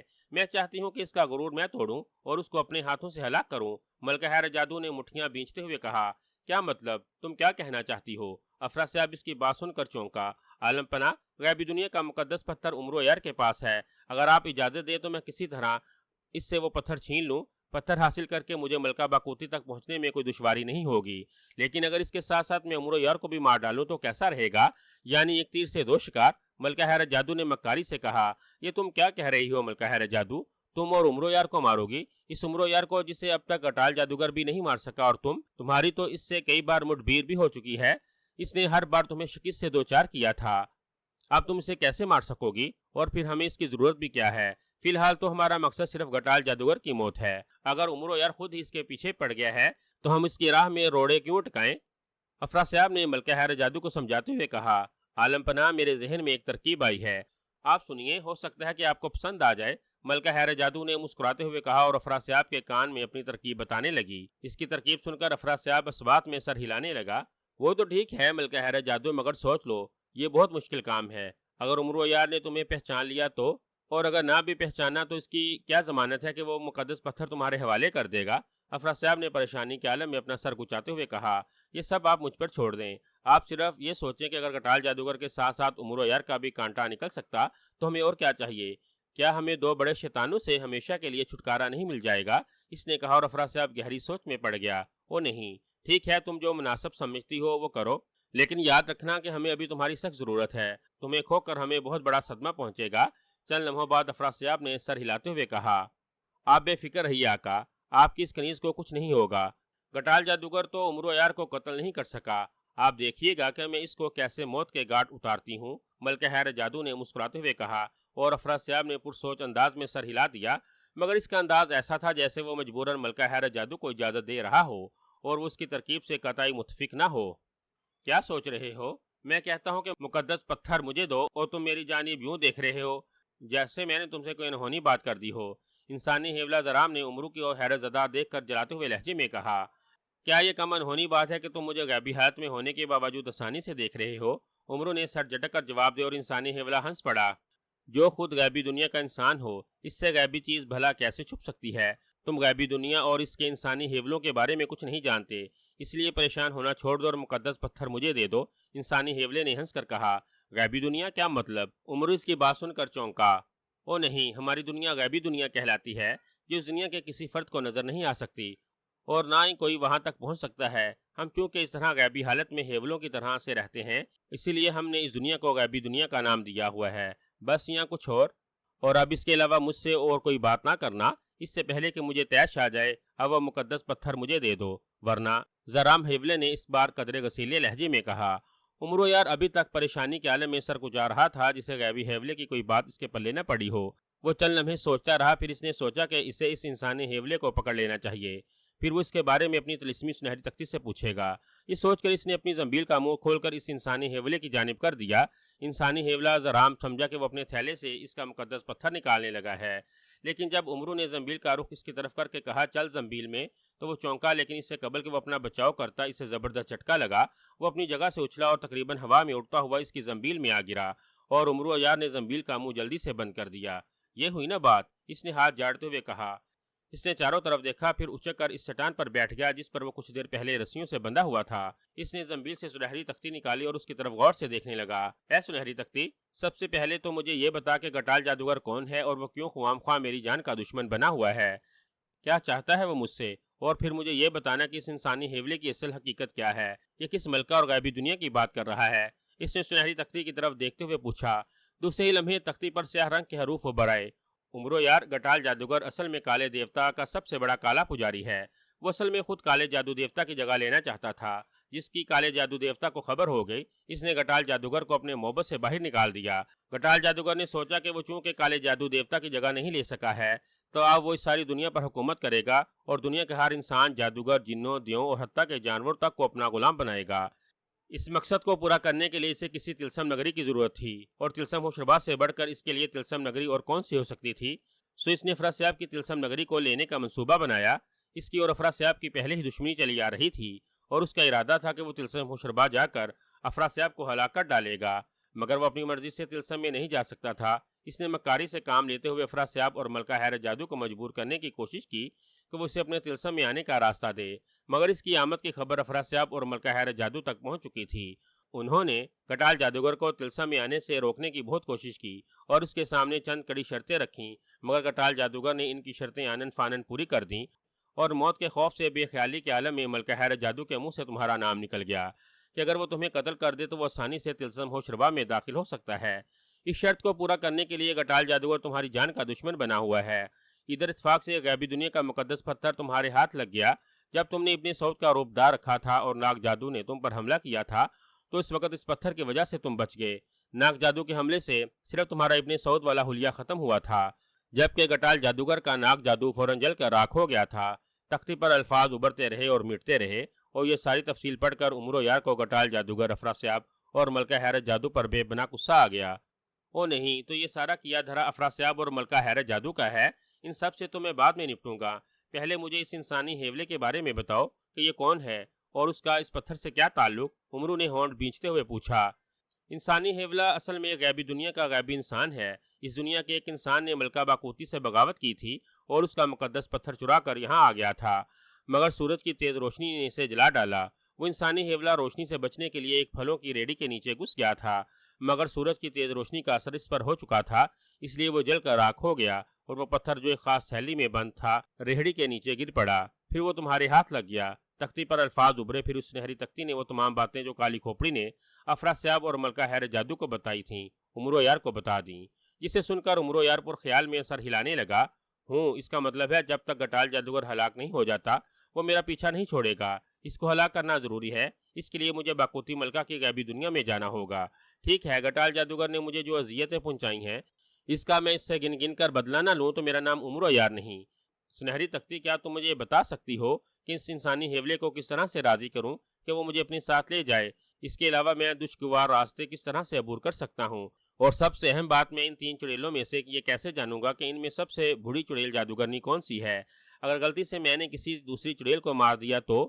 عمرو نے تختی سے پوچھا۔ انسانی ہیولے کو اس کا مقدس پتھر چھو دو تو یہ تمہارے تابع ہو جائے گا اور تمہیں اپنی غیبی دنیا میں لے جانے کے لیے مجبور ہو جائے گا۔ باقی دشوار گزار راستوں، بلاؤں اور غیبی دنیا کے طلسموں سے بچنا اور ان بڑی چڑیلوں میں سے سب سے بڑی چڑیل کو پہچان کر مارنا، یہ سب تمہاری ذہانت پر منحصر ہے۔ میری پہنچ وہاں تک نہیں ہے، ورنہ میں تمہیں ان کا بھی حل ضرور بتاتی، تختی پر الفاظ ابھر کر غائب ہو گئے اور عمرو یار نے مضبوطی سے ہونٹ بھینچ لیے۔ چلو یہ مجھ پر اور میری ذہانت پر منحصر ہے، مگر یہ بقوتی ملکہ کون ہے اور اس کی غیبی دنیا کیسی ہے؟ کیا ان کا وجود ہی ایسا ہے یا وہ بھی کسی جادوگر کے ستائے ہوئے ہیں؟ عمرو نے چند لمحے سوچنے کے بعد پوچھا۔ اس دنیا کا وجود بہت پہلے سے ہے، اس طرح کی نہ جانے کون کون سی دنیایں آباد ہیں جن تک انسان کی عقل نہیں پہنچ سکتی۔ قدرت نے اس ساری کائنات میں ایسے ایسے اسرار چھپا رکھے ہیں جن کے بارے میں کچھ تو انسانوں کو پتہ چل جاتا ہے اور کچھ کو ہمیشہ ہمیشہ کے لیے پوشیدہ رکھتے ہیں۔ یہ دنیا بھی قدرت کا ایک شاہکار ہے۔ اس دنیا کے لوگ آگ کے بنے ہوئے ہیں، ایک راگم دیوتا کے پجاری ہیں اور ان پر بقوتی نامی ایک جادوگرنی غیبی عورت حکومت کرتی ہے۔ اگر وہ غیبی انسان اس کے ساتھ بغاوت نہ کرتا تو وہ دنیا نہ جانے کب تک مخفی رہتی۔ وہ اپنی الگ دنیا میں آباد ہیں، نہ ہی ان کی کسی کے ساتھ دوستی ہے نہ ہی دشمنی۔ وہ سب کے سب اپنے آپ میں مگن ہیں، اس لیے ان کو نقصان پہنچانے کی کوشش مت کرنا، بس کسی طرح ملکہ باقوتی کو مجبور کرنا کہ وہ راگم دیوتا سے اس کا سنہری ہیرا لے دے۔ اس ہیرے کو لے کر خاموشی سے واپس آ جانا۔ جب تک ایسی مخفی دنیاوں کا فیصلہ خود قدرت نہ کرے، ان کو نہ چھیڑا جائے تو بہتر ہے۔ تختے پر الفاظ ابھرے جنہیں پڑھ کر عمرو یار سمجھ جانے والے انداز میں سر ہلانے لگا۔ او نہیں، وہاں جانے کے لیے اب نہ جانے مجھے کس کس اذیت سے دوچار ہونا پڑے گا۔ اس قدر اذیتیں بھی صحیح ہیں اور بال بال موت کے منہ سے بھی نکلا ہوں اور ان کا کوئی حساب ہی نہیں، کوئی انعام ہی نہیں۔ یہ عجیب و غریب اور انوکھی مہم لگتی ہے، بغیر انعام ہی ختم ہوگی۔ عمرو نے منہ بناتے ہوئے کہا۔ نہیں عمرو یار، اگر تم چاہو تو تمہیں بہت کچھ مل سکتا ہے۔ اچانک ایک باریک سی آواز سنائی دی اور عمرو یار چونک اٹھا۔ اس نے بجلی کی سی تیزی سے تلوار حیدری نکال کر ہاتھ میں لے لی اور آنکھیں پھاڑ پھاڑ کر چاروں طرف دیکھنے لگا۔ کون ہے یہاں؟ اس نے چاروں طرف دیکھتے ہوئے تیز لہجے میں پوچھا۔ ایک ہیولا سا نمودار ہوا اور دوسرے لمحے اس ہیولے نے ایک نہایت حسین ترین لڑکی کا روپ دھار لیا۔ اس کے چہرے پر ایک بڑا سا مگر بہت باریک نقاب تھا۔ اس کے سر پر ایک تاج بھی تھا جس پر لگے رنگ برنگے ہیرے جگمگا رہے تھے۔ اس لڑکی کو دیکھ کر عمرو چونک پڑا۔ کون ہو تم؟ اس نے تلوار کے دستے پر اپنی گرفت مضبوط کرتے ہوئے اس سے پوچھا۔ میں بقوتی ملکہ ہوں عمرو یار، اس لڑکی نے نقاب کے پیچھے مسکراتے ہوئے کہا اور اس کا نام سن کر عمرو بری طرح سے اچھل پڑا۔ کیا ملکہ باقوتی؟ او تم یہاں؟ مگر وہ عمرو یار اسے اچانک اپنے سامنے دیکھ کر سچ مچ بکھلا گیا تھا۔ ہاں عمرو یار، میں تمہاری مدد کرنے کے لیے یہاں آئی ہوں۔ میں جانتی ہوں کہ تم اس وقت کس مصیبت میں گرفتار ہو۔ کٹال جادوگر ہاتھ دھو کر تمہاری جان کا دشمن بنا ہوا ہے۔ تمہیں شاید اس کی طاقت کا اندازہ نہیں، وہ بہت شفاق اور انتہائی خطرناک جادوگر ہے۔ اسے یوں ہلاک کرنا تمہارے بس کی بات نہیں۔ ہاں اگر تم کہو تو میں تمہاری مدد کر سکتی ہوں، باقوتی ملکہ نے مسکراتے ہوئے کہا۔ میں چاہوں تو؟ اس سے تمہارا کیا مطلب؟ کیا کہنا چاہتی ہو تم؟ عمرو نے اس کی باتوں کا مطلب سمجھتے ہوئے جان بوجھ کر پوچھا۔ تم میری بات کا مطلب اچھی طرح سے سمجھ رہے ہو عمرو یار، لیکن شاید تم میرے منہ سے سننا چاہتے ہو۔ بہرحال سنو، تمہیں یہ تو علم ہو گیا ہے نا کہ گٹال جادوگر صرف رغال دیوتا کے سنہرے ہیرے کی روشنی سے ہی ہلاک ہو سکتا ہے۔ اگر تم مجھے ہماری غیبی دنیا کا مقدس پتھر دے دو تو میں تمہیں وہ سنہری ہیرا دے سکتی ہوں، باقوتی ملکہ نے بددستور مسکراتے ہوئے کہا۔ اس بات کا کیا مطلب تھا کہ اگر میں چاہوں تو مجھے بہت کچھ مل سکتا ہے؟ عمرو نے بھی اس بار جواباً مسکراتے ہوئے معنی خیز لہجے میں کہا۔ ہاں تم یہ کہہ رہے تھے نا کہ اس اذیت ناک مہم میں تمہارے ہاتھ کچھ بھی نہیں آیا اور تمہارا ہاتھ خالی رہا۔ تو سنو، اگر تم مجھے میری دنیا کا انسانی ہیولا اور مقدس پتھر واپس کر دو تو تمہاری خواہش ابھی میں پوری کر سکتی ہوں، اس نے جواب دیا۔ اچھا اگر یہ بات ہے تو پہلے مجھے دکھاؤ تو صحیح، تم مجھے کیا دے سکتی ہو؟ میں اچھی طرح سے جان گیا ہوں کہ اس مقدس پتھر کی تمہاری دنیا میں کیا اہمیت ہے۔ اس پتھر کے بل پر تمہاری دنیا پر نہایت آسانی سے حکمرانی کی جا سکتی ہے۔ ایک طرف حکومت ہے، ایک طرف تم۔ اگر تم نے میرے اندازے کے مطابق مجھے انعام دیا تو میں وعدہ کرتا ہوں کہ میں تمہارا مقدس پتھر اور تمہارا غیبی انسان تمہیں واپس کر دوں گا۔ عمرو نے اسی طرح مسکراتے ہوئے کہا اور زنبیل سے پتھر نکال کر ہاتھ میں پکڑ لیا۔ پتھر دیکھ کر ملکہ باقوتی کی آنکھیں چمکنے لگی۔ ابھی لو، باقوتی ملکہ نے کہا۔ ساتھ اس نے زمین کی جانب ہاتھ جھٹکا، فوراً زمین پر سونے کی اشرفیوں کا ڈھیر لگتا چلا گیا۔ باقوتی ملکہ نے پھر ہاتھ جھٹکا تو دوسری طرف سچے موتیوں کا انبار لگ گیا، جسے دیکھ کر عمرو یار کی آنکھیں چمکنے لگی۔ باقوتی ملکہ نے 2-3 بار ہاتھ جھٹکے تو وہاں ہیرے اور خوبصورت لال اور موتیوں کے کئی ڈھیر نظر آنے لگے۔ بہت خوب، واقعی یہ دولت تمہاری حکومت کے شان شایان ہے۔ ٹھہرو، پہلے میں ان کو سمیٹ لوں، پھر میں تمہارا پتھر اور انسانی ہیولا کیا نام ہے اس کا؟ کیا نام ہے اس کا؟ ملکہ باقوتی تمہارے ہیولے انسان کا میں بھول گیا۔ عمرو نے کسی خیال کے تک ملکہ باقوتی سے پوچھا۔ نام؟ اس کا نام حشام ہے۔ ہاں حشام نام ہے اس کا۔ ملکہ باقوتی ایک لمحے کے لیے گڑبڑا گئی اور عمرو یار بری طرح سے چونک پڑا اور غور سے باقوتی ملکہ کے جانب دیکھنے لگا۔ پھر کچھ سوچ کر آگے بڑھا اور زمین پر بکھرا ہوا خزانہ اٹھانے ہی لگا تھا کہ ملکہ باقوتی نے اسے روک لیا۔ نہیں عمرو، پہلے پتھر میرے حوالے کر دو۔ پھر اس خزانے کو ہاتھ لگانا۔ میں تمہارے بارے میں اچھی طرح سے جانتی ہوں، تم انتہائی تیز اور چلاک آدمی ہو۔ خزانہ حاصل کرنے کے بعد بھی اگر تم پتھر اور انسانی ہیولا مجھے نہ دو تو میں تمہارا کیا کروں گی؟ اس نے کہا، او خاصی ہوشیار ہو، ٹھیک ہے یہ پتھر اور تمہارا آدمی میں تمہیں واپس کر دیتا ہوں، مگر اس بات کی بھی کیا ضمانت ہے کہ تم اس کے بعد مجھے کوئی نقصان نہیں پہنچاؤ گی؟ عمرو نے مسکراتے ہوئے کہا، اس کے لیے تم جو چاہے مجھ سے حلف لے سکتے ہو۔ اس نے جلدی سے کہا، ہوں ٹھیک ہے تو تم سامری جادوگر کی قسم کھاؤ، تب مجھے یقین ہو جائے گا کہ تم واقعی سچ کہہ رہی ہو۔ عمرو بغور اس کی جانب دیکھ رہا تھا۔ ٹھیک ہے، میں سامری جادوگر کی قسم کھاتے کھاتے باقوتی ملکہ یکدم خاموش ہو گئی، جیسے اسے اپنی غلطی کا احساس ہو گیا۔ ہوں تو میرا اندازہ ٹھیک ہے باقوتی ملکہ کے بیس میں تم ملکہ حیرت جادو، عمرو نے طنزیہ انداز میں کہا، اور باقوتی ملکہ کے چہرے پر ایک رنگ آ کر گزر گیا۔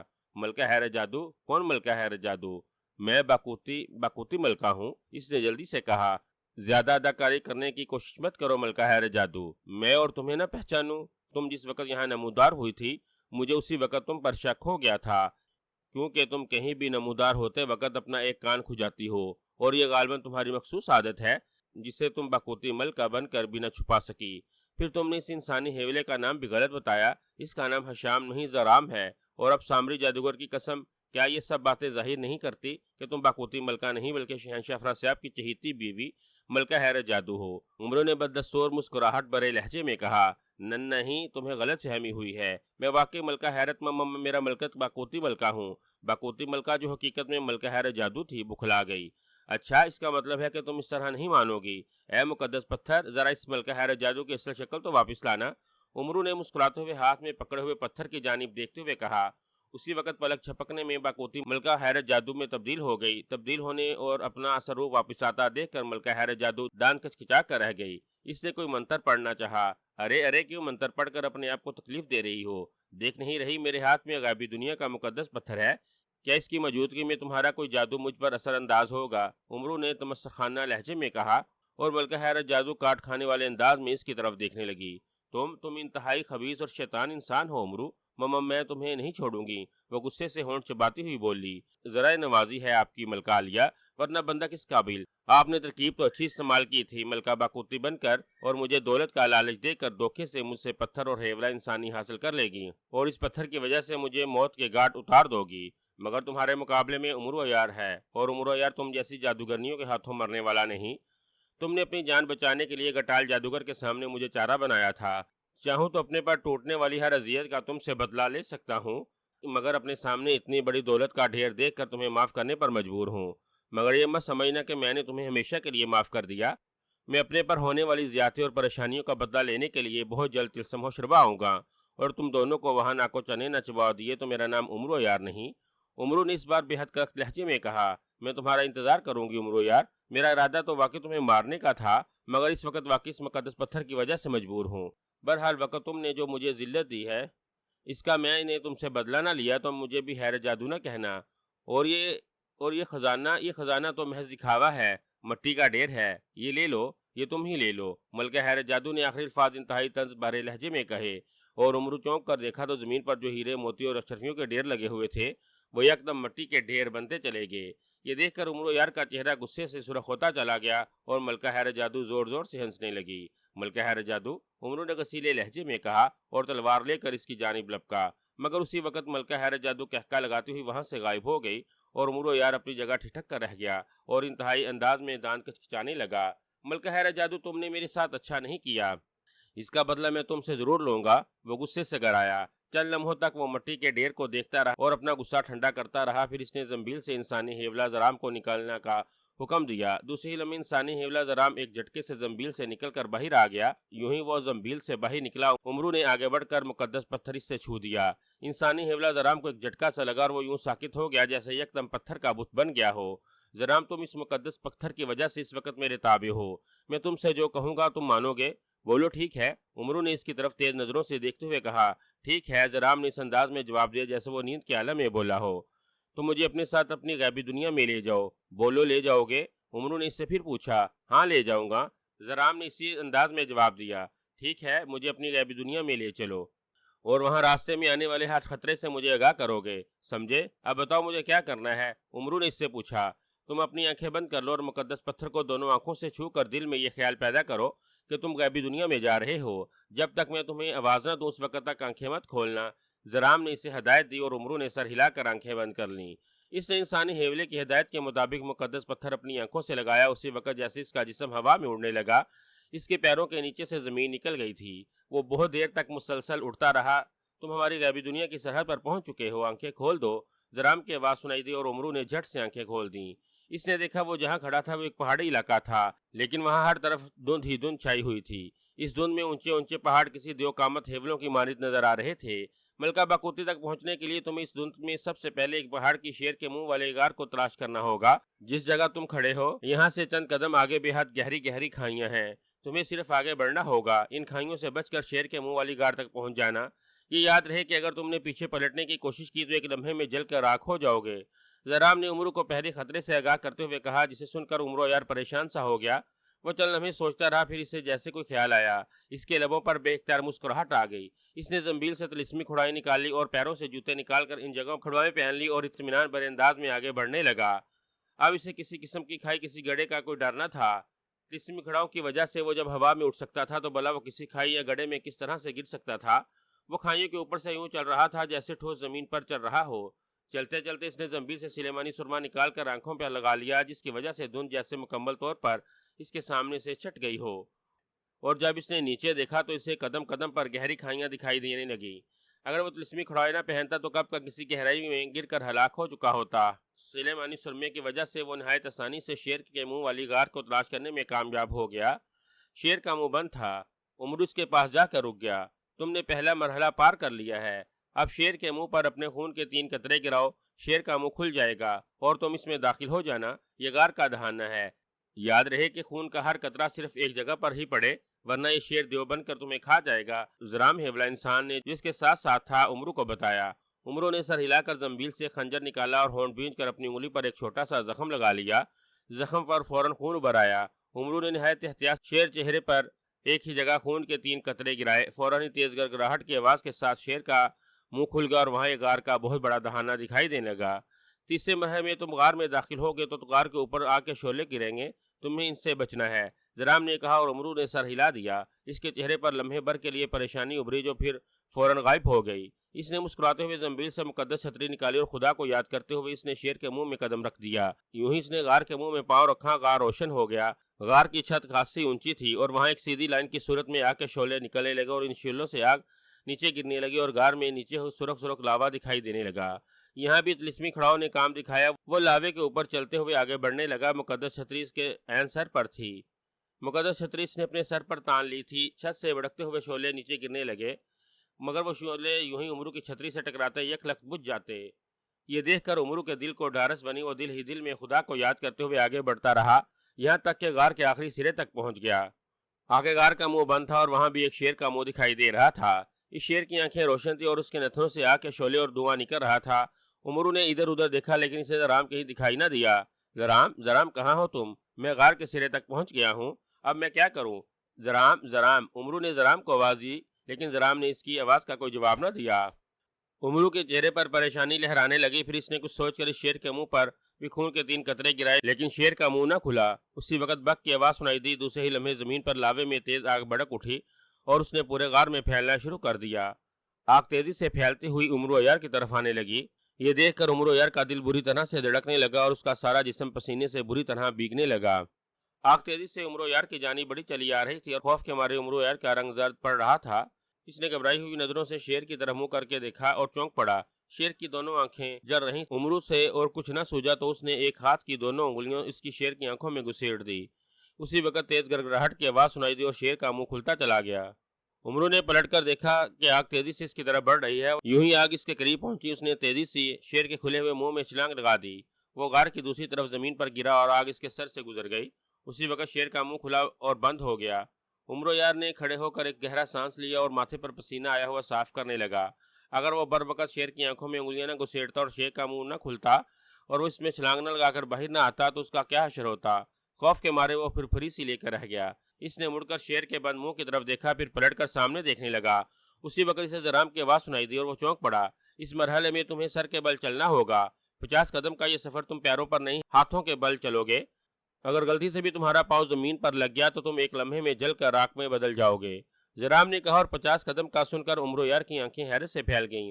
تم پہلے کہاں غائب ہو گئے تھے؟ اگر مجھ سے ذرا بھی دیر ہو جاتی تو تم جانتے ہو کہ میرا کیا ہوتا؟ عمرو نے اس کی طرف غصیلی نظروں سے دیکھتے ہوئے کہا، مگر زرام نے اس کی بات کا کوئی جواب نہیں دیا اور غائب ہو گیا۔ اس سے غائب ہوتا دیکھ کر عمرو بھنا کر رہ گیا۔ 50 قدم؟ اچھا کٹال جادوگر، تمہاری وجہ سے مجھے کن کن مصیبتوں سے گزرنا پڑ رہا ہے۔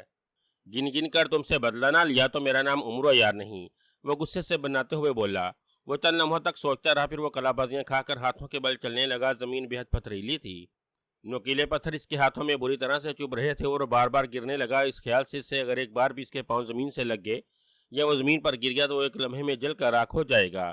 اس خیال سے جیسے اس کے جسم میں بجلی بھر گئی۔ 50 قدم کا فاصلہ کرتے ہوئے اسے سچ مچ دانتوں پسینہ آ گیا، اور پھر جیسے وہ ایک سرخ پٹی تک پہنچ گیا، اسے زوردار جھٹکا لگا اور وہ الٹ کر گر پڑا۔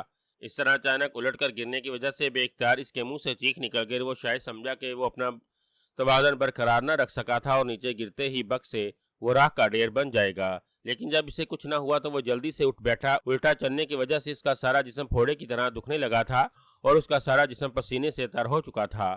اچانک اس کی نظر ایک تالاب پر پڑی۔ پانی دیکھ کر اس کے جسم میں جیسے جان آ گئی۔ وہ جلدی سے آگے بڑھا۔ پانی بے حد صاف شفاف تھا۔ وہ جلدی سے اپنے ہاتھ دھونے لگا اور زخمی ہاتھوں سے پانی پینے لگا۔ یوں ہی اس نے پانی حلق سے نیچے اتارا۔ ایک حیرت انگیز بات ہوئی، اس کے ہاتھوں کے چھالے اور زخم یک لخت غائب ہوتے چلے گئے اور اس کی ساری تھکاوٹ یوں دور ہو گئی جیسے وہ بے حد سکون اور گہری نیند کے بعد جاگا ہو۔ یہ دیکھ کر ابھی وہ خوش ہو رہا تھا کہ اسی وقت تالاب کے پانی کا رنگ بدلا۔ عمرو چونک کر پانی کی جانب دیکھنے لگا۔ ابھی وہ حیرانی سے پانی کی طرف دیکھ رہا تھا کہ اسی وقت پانی اچھلا۔ عمرو نے گھبرا کر پیچھے ہٹنے کی کوشش کی، مگر عین اسی لمحے دو ہاتھ اس کی گردن پر جم گئے اور ان ہاتھوں نے ایک جھٹکے سے اسے اپنی طرف کھینچ لیا۔ ایک لمحے کے لیے عمرو کے منہ سے بے اختیار چیخ نکل گئی۔ یہ ایک ناگہانی آفت تھی جو اس پر آن پڑی۔ کوئی اسے بری طرح سے پانی میں پٹاخ رہا تھا۔ اسی وقت اسے 3 بوڑھی عورتوں کے خوفناک اور مکروہ انداز میں ہنسنے کی آوازیں سنائی دیں اور اچانک کسی نے اسے جیسے پانی سے نکالا۔ عمرو نے دیکھا وہ 3 نہایت خوفناک شکل والی بوڑھیاں تھیں۔ ان بوڑھیوں کے منہ لمبوترے، ناک لمبی اور آنکھیں بے حد چھوٹی چھوٹی سی تھیں۔ 2 بڑی چڑیلیں اس کے سامنے تھیں اور ایک چڑیل نے اسے پیچھے گردن سے پکڑ رکھا تھا۔ وہ تینوں زور زور سے اسے مارنے لگیں اور بار بار کبھی پانی میں لے جاتی اور کبھی اسے باہر لے آتی۔ مارو، ہا ہا ہا، مارو اسے، مارو۔ وہ زور زور سے مارتے ہوئے مکروہ انداز میں ہنس رہی تھیں۔ بری طرح پیٹنے سے وہ بار بار پانی میں ڈوبنے ابھرنے سے عمرو کا برا حال ہو رہا تھا۔ انہوں نے عمرو یار کو کچھ سوچنے سمجھنے کا موقع نہیں دیا تھا۔ خنجر دو، میں اس کا گلا کاٹ کر اس کا خون پیوں گی۔ جس چڑیل نے عمرو کو گردن سے پکڑ رکھا تھا چیخ کر کہا اور اس کی بات سن کر عمرو جھرجھری لے کر رہ گیا۔ اس نے بڑی عورت کا ہاتھ پکڑا اور جلاہٹ کے عالم میں اپنے دونوں ہاتھ اس کے ہاتھ پر جما دیے۔ اس نے اس زور سے بڑھیا کے ہاتھ پر کاٹا کہ وہ بری طرح سے چیخ اٹھی اور اس نے عمرو کی گردن چھوڑ دی۔ عمرو بجلی کسی تیزی سے پلٹا اور اس نے اس بڑھیا کے بال ایک مٹھی میں جکڑ لی۔ یہ دیکھ کر دوسری بڑھی چڑیلیں زور زور سے اسے مارنے لگیں، جبکہ عمرو نے جس بڑھیا کے بال پکڑے تھے وہ بری طرح سے چیخ رہی تھی جیسے وہ سخت اذیت میں مبتلا ہو۔ اچانک اس کی نظر تالاب کے اوپر پڑی جہاں ایک نقاب پوش لڑکی کا چہرہ نظر آ رہا تھا۔ وہ اپنی بڑی بڑی آنکھوں سے اس طرف دیکھ رہی تھی۔ چھوڑ دو میرے بال چھوڑ دو، ہائے میری جان نکلی جا رہی ہے، چھوڑ دو مجھے۔ جس بڑھیا نے اس کے بال پکڑ رکھے تھے اس نے بری طرح سے چیختے ہوئے کہا۔ عمرو نے دوسرا ہاتھ زنبیل میں ڈالا اور ابراہیمی خنجر نکال کر ہاتھ میں لے لیا۔ دوسری چڑیلیں عمرو کو بری طرح سے کھینچ رہی تھیں، مار رہی تھیں، مگر عمرو کو ان کی ذرا بھی پرواہ نہ تھی۔ چھوڑ دوں گا، مگر پہلے یہ بتاؤ تم سب میں سے بڑی چڑیل جادوگرنی کون ہے؟ بتاؤ ورنہ میں تمہاری گردن کاٹ دوں گا، بتاؤ۔ وہ غضبناک انداز میں گرایا۔ بتاتی ہوں، سب سے بڑی جادوگرنی میں ہوں، میرے بال چھوڑ دو، میں بڑی جادوگرنی ہوں، مجھے مت مارنا، میں تمہیں باقوتی ملکہ کے پاس لے جاؤں گی، چھوڑ دو، میرے بال چھوڑ دو، اس نے بری طرح سے چلاتے ہوئے لہجے میں کہا۔ عمرو نے غور سے اس کی جانب دیکھا، پھر اس کی نہایت غضبناک اور انتہائی شفقانہ انداز میں خنجر کی دھار اس بوڑھی کی گردن پر چلا دی۔ بوڑھی چڑیل کا جسم اس کے ہاتھوں میں بری طرح سے پھڑکا اور پھر اچانک عمرو کے جیسے کسی نے پانی کے نیچے سے پاؤں کھینچ لیے ہو۔ وہ گھبرا گیا، کوئی نیچے سے پانی میں کھینچتا چلا گیا۔ چند ہی لمحوں بعد عمرو یار یکدم کسی خشک جگہ پر آ گرا۔ وہاں ہر طرف ہو کا عالم تھا اور ہر طرف گہری تاریکی چھائی ہوئی تھی۔ عمرو آنکھیں پھاڑ پھاڑ کر چاروں طرف دیکھ رہا تھا۔ اسی لمحے جیسے اس جگہ ہلکی ہلکی روشنی پھیل گئی۔ عمرو نے گھبرا کر دیکھا، اس کے سامنے وہی نقاب پوش چہرہ تھا جو تالاب کے اوپر اسے جھانک رہا تھا۔ اسی طرح اس کے سر پر ہیرے موتی جڑا تاج بھی تھا۔ چہرے پر بڑا مگر باریک نقاب تھا۔ وہ مسکراتے ہوئے اس کی جانب دیکھ رہی تھی۔ اس کے چہرے سے روشنی کی کرنیں پھوٹ رہی تھیں۔ تتا تم کون ہو؟ عمرو نے بکھلا کر جلدی سے کھڑے ہوتے ہوئے پوچھا۔ میں باقوتی ملکہ ہوں عمرو یار، میں تمہیں مبارکباد دینے آئی ہوں۔ آج کئی صدیوں بعد ہماری اس غیبی دنیا میں کوئی انسان آیا ہے۔ تم نے جس بے دردی اور رقم مندی سے ہماری غیبی دنیا کے راستوں اور مشکلوں کو عبور کیا ہے، اس سے سچ مچ مجھے بے حد خوشی ہوئی ہے۔ میں تمہاری بہادری دیکھ کر حیران رہ گئی ہوں کہ دنیا کے انسان کیا واقعی اس قدر بہادر اور دلیر ہوتے ہیں۔ میں نے تمہارے بارے میں اپنے علم سے معلوم کیا ہے۔ تم اس وقت جس مشکل سے مجبور ہو کر یہاں آئے ہو، مجھے اس کا پتہ ہے۔ گو کہ ہماری دنیا میں کسی اور کا مخلوق کا آنا بہت بڑا جرم سمجھا جاتا ہے، مگر تمہاری بہادری دیکھ کر میں اتنی خوش ہوں کہ میں نے تمہاری مدد کا فیصلہ کر لیا۔ گھبراؤ نہیں، میں ملکہ حیر جادو نہیں، اصل باقوتی ملکہ ہوں۔ یہ لو، میں نے راغم دیوتا سے پرزور سفارش کر کے تمہارے لیے ان کا سنہری ہیرا حاصل کر لیا ہے۔ انہوں نے مجھے حکم دیا کہ میں تمہیں ہیرا دے کر فوراً لٹا دوں۔ اگر ان کا حکم نہ ہوتا تو میں تمہیں اپنی غیبی دنیا کی ضرور سیر کرواتی اور تمہیں اپنا مہمان بناتی، مگر میں راغم دیوتا کے حکم کے آگے مجبور ہوں۔ اس لیے اگر تم برا نہ مناؤ تو ہمارا مقدس پتھر ہمیں واپس کر دو۔ تم نہیں جانتے اس پتھر کے نہ ہونے سے ہم کس قدر ادھورے ہیں۔ ملکہ باقوتی نہایت ملائم اور پیار بھرے انداز میں کہتی چلی گئی۔ اس کی آواز ایسی تھی جیسے کئی مترنم گھنٹیاں بج رہی ہوں۔ اس نے امرو کے سامنے ایک مرغی کے انڈے کے برابر سنہری ہیرا رکھ دیا، جس میں سے تیز اور نہایت خوبصورت سنہری کرنیں بکھر رہی تھیں۔ اس کی آواز میں نہ جانے کیا جادو تھا کہ امرو چاہنے کے باوجود اس سے کچھ نہ پوچھ سکا۔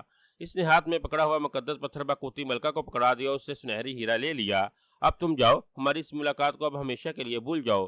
نہ تمہیں یہ یاد رہے گا کہ تم باقوتی ملکہ سے ملے تھے اور نہ ہی تمہارے ذہن میں یہ آئے کہ کہیں ایک غیبی دنیا کا بھی وجود ہے۔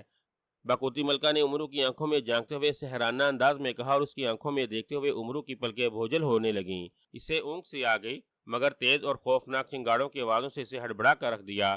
اس نے آنکھیں کھولی تو وہ ایک بہت بڑے اور کھلے میدان میں تھا۔ سامنے سے چار گیدڑ نما دیو جن جو دو دو سر تھے، ہاتھوں میں بڑے بڑے گرز لیے چنگاڑتے ہوئے اس طرف آ رہے تھے۔ ارے باپ رے، گینڈے دو، یہ کہاں سے آ گئے؟ او سنہری ہیرا، ارے یہ میرے پاس کہاں سے آ گیا؟ اس نے گھبرا کر پہلے دیو کو دیکھا، پھر ہاتھ میں پکڑا ہوا سنہری ہیرا دیکھ کر چونک پڑا۔ دیو چنگاڑتے ہوئے اس طرف بڑے بڑے قدم اٹھاتے بڑے چلے آ رہے تھے۔ اس خوفناک دیو کو دیکھ کر امرو نے گھبرا کر ایک طرف بھاگنے کی کوشش کی، مگر عین اسی لمحے اس کے سامنے آگ کی دیوار کھڑی ہو گئی۔ وہ ٹھٹک کر رک گیا۔ اس نے دوسری طرف بھاگنا چاہا، مگر اس طرف بھی آگ بھڑک اٹھی۔ یہ دیکھ کر وہ گھبرا گیا۔ اسی وقت اسے ایک زوردار قہقہ سنائی دیا۔ اس نے سر اٹھا کر دیکھا، وہ فضا میں ملک اٹال جادوگر کو دیکھ کر اس کا چہرہ غصے سے سرخ ہوتا چلا گیا۔ امرو یار، اب تم بھاگ نہیں سکتے۔ یہ خوفناک دیو گرز مار مار کر تمہارا قیمہ بنا دیں گے۔ تم ہر بار کسی نہ کسی طرح بچ نکلتے تھے، مگر اس بار تم مجھ سے نہیں بچ سکو گے۔ آگے بڑھو اور ان دیو کا مقابلہ کرنا، ورنہ میں آگ میں پھینک کر تمہیں ایک لمحے میں جلا کر بھسم کر ڈالوں گا۔ گٹال جادوگر نے ایک زوردار قہقہ لگا کر کہا اور ساتھ اس نے ہوا میں ہاتھ مارا تو اس کے ہاتھ میں ایک بھڑکتا ہوا شعلہ دکھائی دینے لگا۔ یہ دیکھ کر امرو یار پریشان ہو گیا۔ اوپر بھی موت اور نیچے بھی موت اس طرف بڑھ رہی تھی اور دو دو سروں والے دیو زمین پر زور زور سے پاؤں مارتے ہوئے قریب پہنچ گئے۔ امرو سنہری ہیرے کا رخ ان دیو کی جانب کر دو، پھر تماشا دیکھو۔ اچانک امرو کے کان میں ایک باریک سی آواز سنائی دی۔ امرو نے چونک کر ادھر ادھر دیکھا، لیکن اسے بولنے والا کوئی دکھائی نہ دیا، مگر اس نے آواز کی ہدایت پر ضرور عمل کیا۔ اس نے جلدی سے ہاتھ میں پکڑے ہوئے سنہری ہیرے کا رخ ایک دیو کی جانب کر دیا۔ اچانک جیسے ہیرے میں تیز روشنی بھر گئی اور پھر اسی وقت اس میں تیز روشنی کی چار لکیریں نکلنے لگیں۔ ان چاروں دیو پر جا پڑی۔ یوں ہی روشنی کی لکیریں ان دیو پر پڑی، ان کے منہ سے خوفناک چنگاڑیں نکلی اور وہ الٹ کر زمین پر گر پڑے۔ دوسرے لمحے ان کے جسموں میں آگ لگ گئی اور وہ دیکھتے دیکھتے جل کر راکھ ہو گئے۔ اپنے دیو کا حشر دیکھ کر فضا میں مولک اٹال جادوگر جیسے گنگ ہو کر رہ گیا۔ پھر جیسے اسے ہوش آیا، اس نے بری طرح سے چیختے ہوئے امرو پر آگ کے شعلے پھینکنے شروع کر دیے۔ امرو نے آگ کے شعلوں سے بچنے کی کوشش کی، مگر آگ کے شعلے اس سے ٹکرا کر یکدم بجھ گئے اور یہ دیکھ کر وہ اپنی جگہ رک گیا۔ اپنا وار ناکام ہوتا دیکھ کر گٹال جادوگر انتہائی غضبناک ہو گیا۔ وہ منتر پڑھ پڑھ کر امرو پر پھونکنے لگا، کبھی امرو پر تیر برسانے لگا، کبھی اس پر پتھروں کی بارش ہونے لگی اور کبھی اس پر سانپ اور بچھو گرنے لگے، مگر جو چیز امرو کے جسم سے ٹکراتے یک لک جل جاتی۔ امرو سمجھ گیا کہ یہ سارا کرشمہ اس کے ہاتھ میں موجود سنہری ہیرے کا ہے، مگر اس وقت کہاں سے آیا؟ اسے صرف اتنا یاد تھا کہ وہ جب زغوشہ جن کو جلا کر غار میں بھاگا تھا، وہ غار میں گر رہا تھا اور وہ کسی کنویں میں گر گیا تھا۔ اس کے بعد کیا ہوا اسے کچھ یاد نہ آیا۔ گٹال جادوگر نے امرو پر ہر جادو آزما ڈالا، مگر امرو کو ہلاک نہ کر سکا۔ امرو نے کچھ سوچ کر سنہرے ہیرے کا رخ اس کی جانب کیا۔ یہ دیکھ کر گٹال جادوگر گھبرا گیا۔ اس نے بازو پھیرائے اور سیدھا فضا میں اٹھتا چلا گیا، مگر اس وقت امرو کے ہاتھوں میں موجود سنہری ہیرے سے روشنی تیزدار نکل کر گٹال جادوگر سے ٹکرائی اور اس کے ساتھ ہی گٹال جادوگر کا جسم آگ میں گھر گیا۔ وہ بری طرح سے چیختا ہوا اور تڑپتا ہوا ایک دھماکے سے نیچے آ گرا اور دیکھتے ہی دیکھتے جل کر کولا بن گیا۔ امرو یار کافی دیر تک اس کے جلے ہوئے جسم کو دیکھتا رہا۔ اس کی حالت ایسی تھی جیسے وہ سب خواب میں دیکھ رہا ہو۔ پھر وہ جیسے نیند کے عالم میں مڑا اور ایک طرف چلنے لگا۔ اسی طرح چلتے ہوئے اپنے شہر میں پہنچ گیا۔ اسے زندہ سلامت دیکھ کر لوگ حیران رہ گئے۔ ارے امرو تو زندہ ہے، یہ کہاں سے آ گیا؟ اسے تو ہم دفن بھی کر آئے تھے۔ ارے باپ رے، کہیں یہ امرو کا بھوت تو نہیں؟ کئی لوگ بری طرح سے اسے بھوت بھوت کہتا ہوا بھاگ اٹھے۔ گھر پہنچ کر چاند تارا بیگم اور اس کے ملازم بھی اس کی طرف پھٹی پھٹی نظروں سے دیکھنے لگے۔ چاند تارا تو اسے دیکھ کر بے ہوش ہو کر گر پڑی۔ وہ شاید اسے امرو کا ابو سمجھی تھی، مگر امرو یار جیسے اس کی طرف دیکھ ہی نہ رہا تھا۔ وہ چل ضرور رہا تھا اور دیکھ سن رہا تھا، مگر اس کا ذہن سویا ہوا تھا۔ وہ آہستہ آہستہ قدم اٹھاتا اپنے کمرے میں آ گیا اور دب سے اپنے بستر پر گر گیا۔ اس نے آنکھیں بند کی اور ایک لمحے میں وہ آنکھیں بند کر کے یوں سو گیا جیسے وہ بہت بری طرح سے تھکا ہوا ہو اور کئی دن سے مسلسل جاگتا رہا ہو۔ اس کے خراٹے کمرے میں گونجنے لگے۔ وہ ہر بات سے بے خبری کی نیند سو رہا تھا اور اس کے ملازم اس کی بیوی کو ہوش میں لانے کی کوشش کر رہے تھے۔ چاند تارا کو ہوش آ گیا، مگر وہ ایک بار پھر امرو کا بھوت آ گیا، امرو کا بھوت آ گیا کہتی ہوئی بے ہوش ہو گئی۔ دوسری صبح جب امرو جاگا تو انسانی حیولے سے ملنے، غیبی دنیا میں جانے، جان لیوا مراحل سے گزرنے، بوڑھی چڑیل کو ہلاک کرنے، ملکہ باقوتی سے ملنے اور اس سے سنہری ہیرا لینے کی ہر بات بھول چکا تھا۔ البتہ اتنا یاد تھا کہ غار میں زبردست بنجال آیا ہوا تھا اور غار کی چھت کے پتھر ٹوٹ ٹوٹ کر گر رہے تھے۔ وہ ان پتھروں سے بچنے کے لیے بھاگ رہا تھا کہ اچانک اس نے ٹھوکر کھائی اور وہ منہ کے بل ایک گہرے کنویں میں جا گرا۔ چونکہ وہ زخموں سے چور چور تھا، اس لیے کنویں میں گرنے کے بعد بے ہوش ہو گیا تھا، مگر جب ہوش آیا تو ایک کھلے میدان میں پڑا ہوا تھا اور دو سروں والے جانور خوفناک گینڈے چگاڑتے ہوئے اس کی طرف بڑھ رہے تھے۔ بیگم چاند تارا اور گھر کے ملازم ابھی تک اسے امرو کا ابو سمجھ رہے تھے اور امرو نے بھی اصل حقیقت بتانی مناسب نہ سمجھی تھی۔ البتہ وہ سنہرے ہیرے کو دیکھ دیکھ کر ضرور حیران ہو رہا تھا کہ وہ اس کے پاس کہاں سے آیا، مگر اس کے پاس اس سوال کا کوئی جواب نہ تھا۔ الجھے الجھے ذہن کے ساتھ وہ کھویا کھویا رہنے لگا کہ اس کی یادداشت اتنی کمزور کیوں ہو گئی، یہ سنہری ہیرا کہاں سے آیا ہے اور وہ عجیب خاصیت کا پتھر کہاں کھو گیا ہے، اور وہ کنویں میں تو زخمی حالت میں گرا تھا، اس کا لباس پھٹ چکا تھا، مگر ہوش میں آنے کے بعد وہ زخمی بھی نہیں تھا اور لباس بھی نیا پہنا ہوا تھا۔ پھر اچانک اس کے ذہن میں سنہری تختی کا خیال آیا تو وہ چونک پڑا۔ اس نے جلدی سے زنبیل میں ہاتھ ڈال کر سنہری تختی لی۔ سنہری تختی، مجھے بتاؤ کہ میرا ذہن الجھا الجھا کیوں ہے، میری یادداشت کمزور کیوں ہو گئی ہے؟ امرو یار نے سنہری تختی کو دیکھتے ہوئے پوچھا۔ فوراً ہی سنہری تختی روشن ہو گئی اور اس پر ایک تحریر ابھر آئی۔ خواجہ امرو یار کو بتایا جاتا ہے کہ اس پر ایک خاص سحر کیا گیا ہے، جس کی وجہ سے خواجہ امرو یار کی یادداشت کمزور ہو گئی ہے۔ یہ سحر کس نے کیا ہے یہ نہیں بتایا جا سکتا، البتہ یادداشت بحال کرنے کے لیے خواجہ امرو ارکِ روشن دماغ استعمال کر سکتا ہے۔ ارکِ روشن دماغ کی شیشی خواجہ کی زنبیل میں موجود ہے۔ امرو نے تحریر پڑھی تو اسے یاد آ گیا کہ ارکِ روشن دماغ کی شیشی اس کی زنبیل میں موجود ہے۔ اس نے سنہری تختی زنبیل میں ڈال اور ارکِ روشن دماغ کی شیشی زنبیل میں سے نکال لی۔ اس شیشی میں عام پانی کی طرح کوئی سیال بھرا ہوا تھا، مگر اس سیال میں بجلی کی سی لہریں مسلسل تڑپ رہی تھیں۔ امرو یار نے شیشی کا ڈھکن کھولا اور شیشی کا دہانہ منہ سے لگا لیا۔ چند گھونٹ پی کر اس نے شیشی کا ڈھکن بند کیا اور شیشی دوبارہ زنبیل میں ڈال لی۔ چند لمحوں بعد اسے ایسا محسوس ہوا جیسے اس کے دماغ میں کڑکتے ہوئی بجلیاں بر گئی ہوں۔ اسے اپنا سر گھومتا ہوا محسوس ہوا اور وہ چکرا کر گرا اور بے ہوش ہو گیا۔ دوسرے روز اسے ہوش آیا تو وہ اپنے کمرے میں بستر پر لیٹا ہوا تھا۔ غالباً ملازم اسے اٹھا کر بستر پر لٹا گئے تھے۔ ہوش میں آتے ہی امرو یار کو محسوس ہوا کہ اس کا جسم ہلکا پھلکا ہو گیا اور ذہن پر چھایا ہوا بوجھل پن بھی دور ہو گیا۔ خود کو اس طرح حشاش بشاش محسوس کرنے کے بعد امرو بہت خوش ہوا اور اچھل کر بستر سے نیچے اتر آیا۔ ملکہ باقوتی، تم نے اچھا نہیں کیا تھا، امرو یار کے ذہن پر سحر کرنا تمہیں مہنگا پڑے گا۔ سلیمانی پتھر اب میری ملکیت ہے اور اسے میں تم سے حاصل کرنے کے لیے بہت جلد آؤں گا۔ میرا نام امرو یار ہے، خواجہ امرو یار، امرو نے بڑبڑاتے ہوئے کہا، کیونکہ اسے غیبی دنیا میں جانے کے تمام واقعات اب یاد آ گئے تھے۔ ابھی امرو ان واقعات پر غور کر رہا تھا کہ اچانک زمین پھٹی اور اس میں سے طلسمی پتلے نکلنے شروع ہو گئے۔ ان پتلوں کی تعداد 10 تھی۔ ہر پتلے نے ایک ایک تھیلا اٹھایا ہوا تھا۔ پھر وہ ایک قطار میں امرو کے سامنے کھڑے ہو گئے۔ امرو چونک کر انہیں دیکھنے لگا۔ کٹال جادوگر کو ہلاک کرنے پر شہنشاہ افراسیاب اور ملکہ حیرہ جادو کی طرف سے امرو یار کو مبارک ہو۔ اس خوشی کے موقع پر شہنشاہ افراسیاب نے امرو یار کے لیے گلاب موتیوں کا ہار بھجوایا ہے۔ ایک پتلے نے آگے بڑھ کر امرو یار کی طرف دیکھتے ہوئے کہا، گلاب موتیوں کا تحفہ، لاؤ لاؤ جلدی کرو۔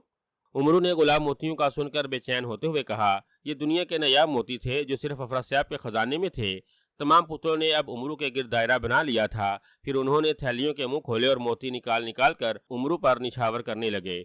موتی بارش کے قطروں کی طرح امرو پر گر رہے تھے اور کمرہ گلاب کے پھولوں کی خوشبو سے مہکنے لگا۔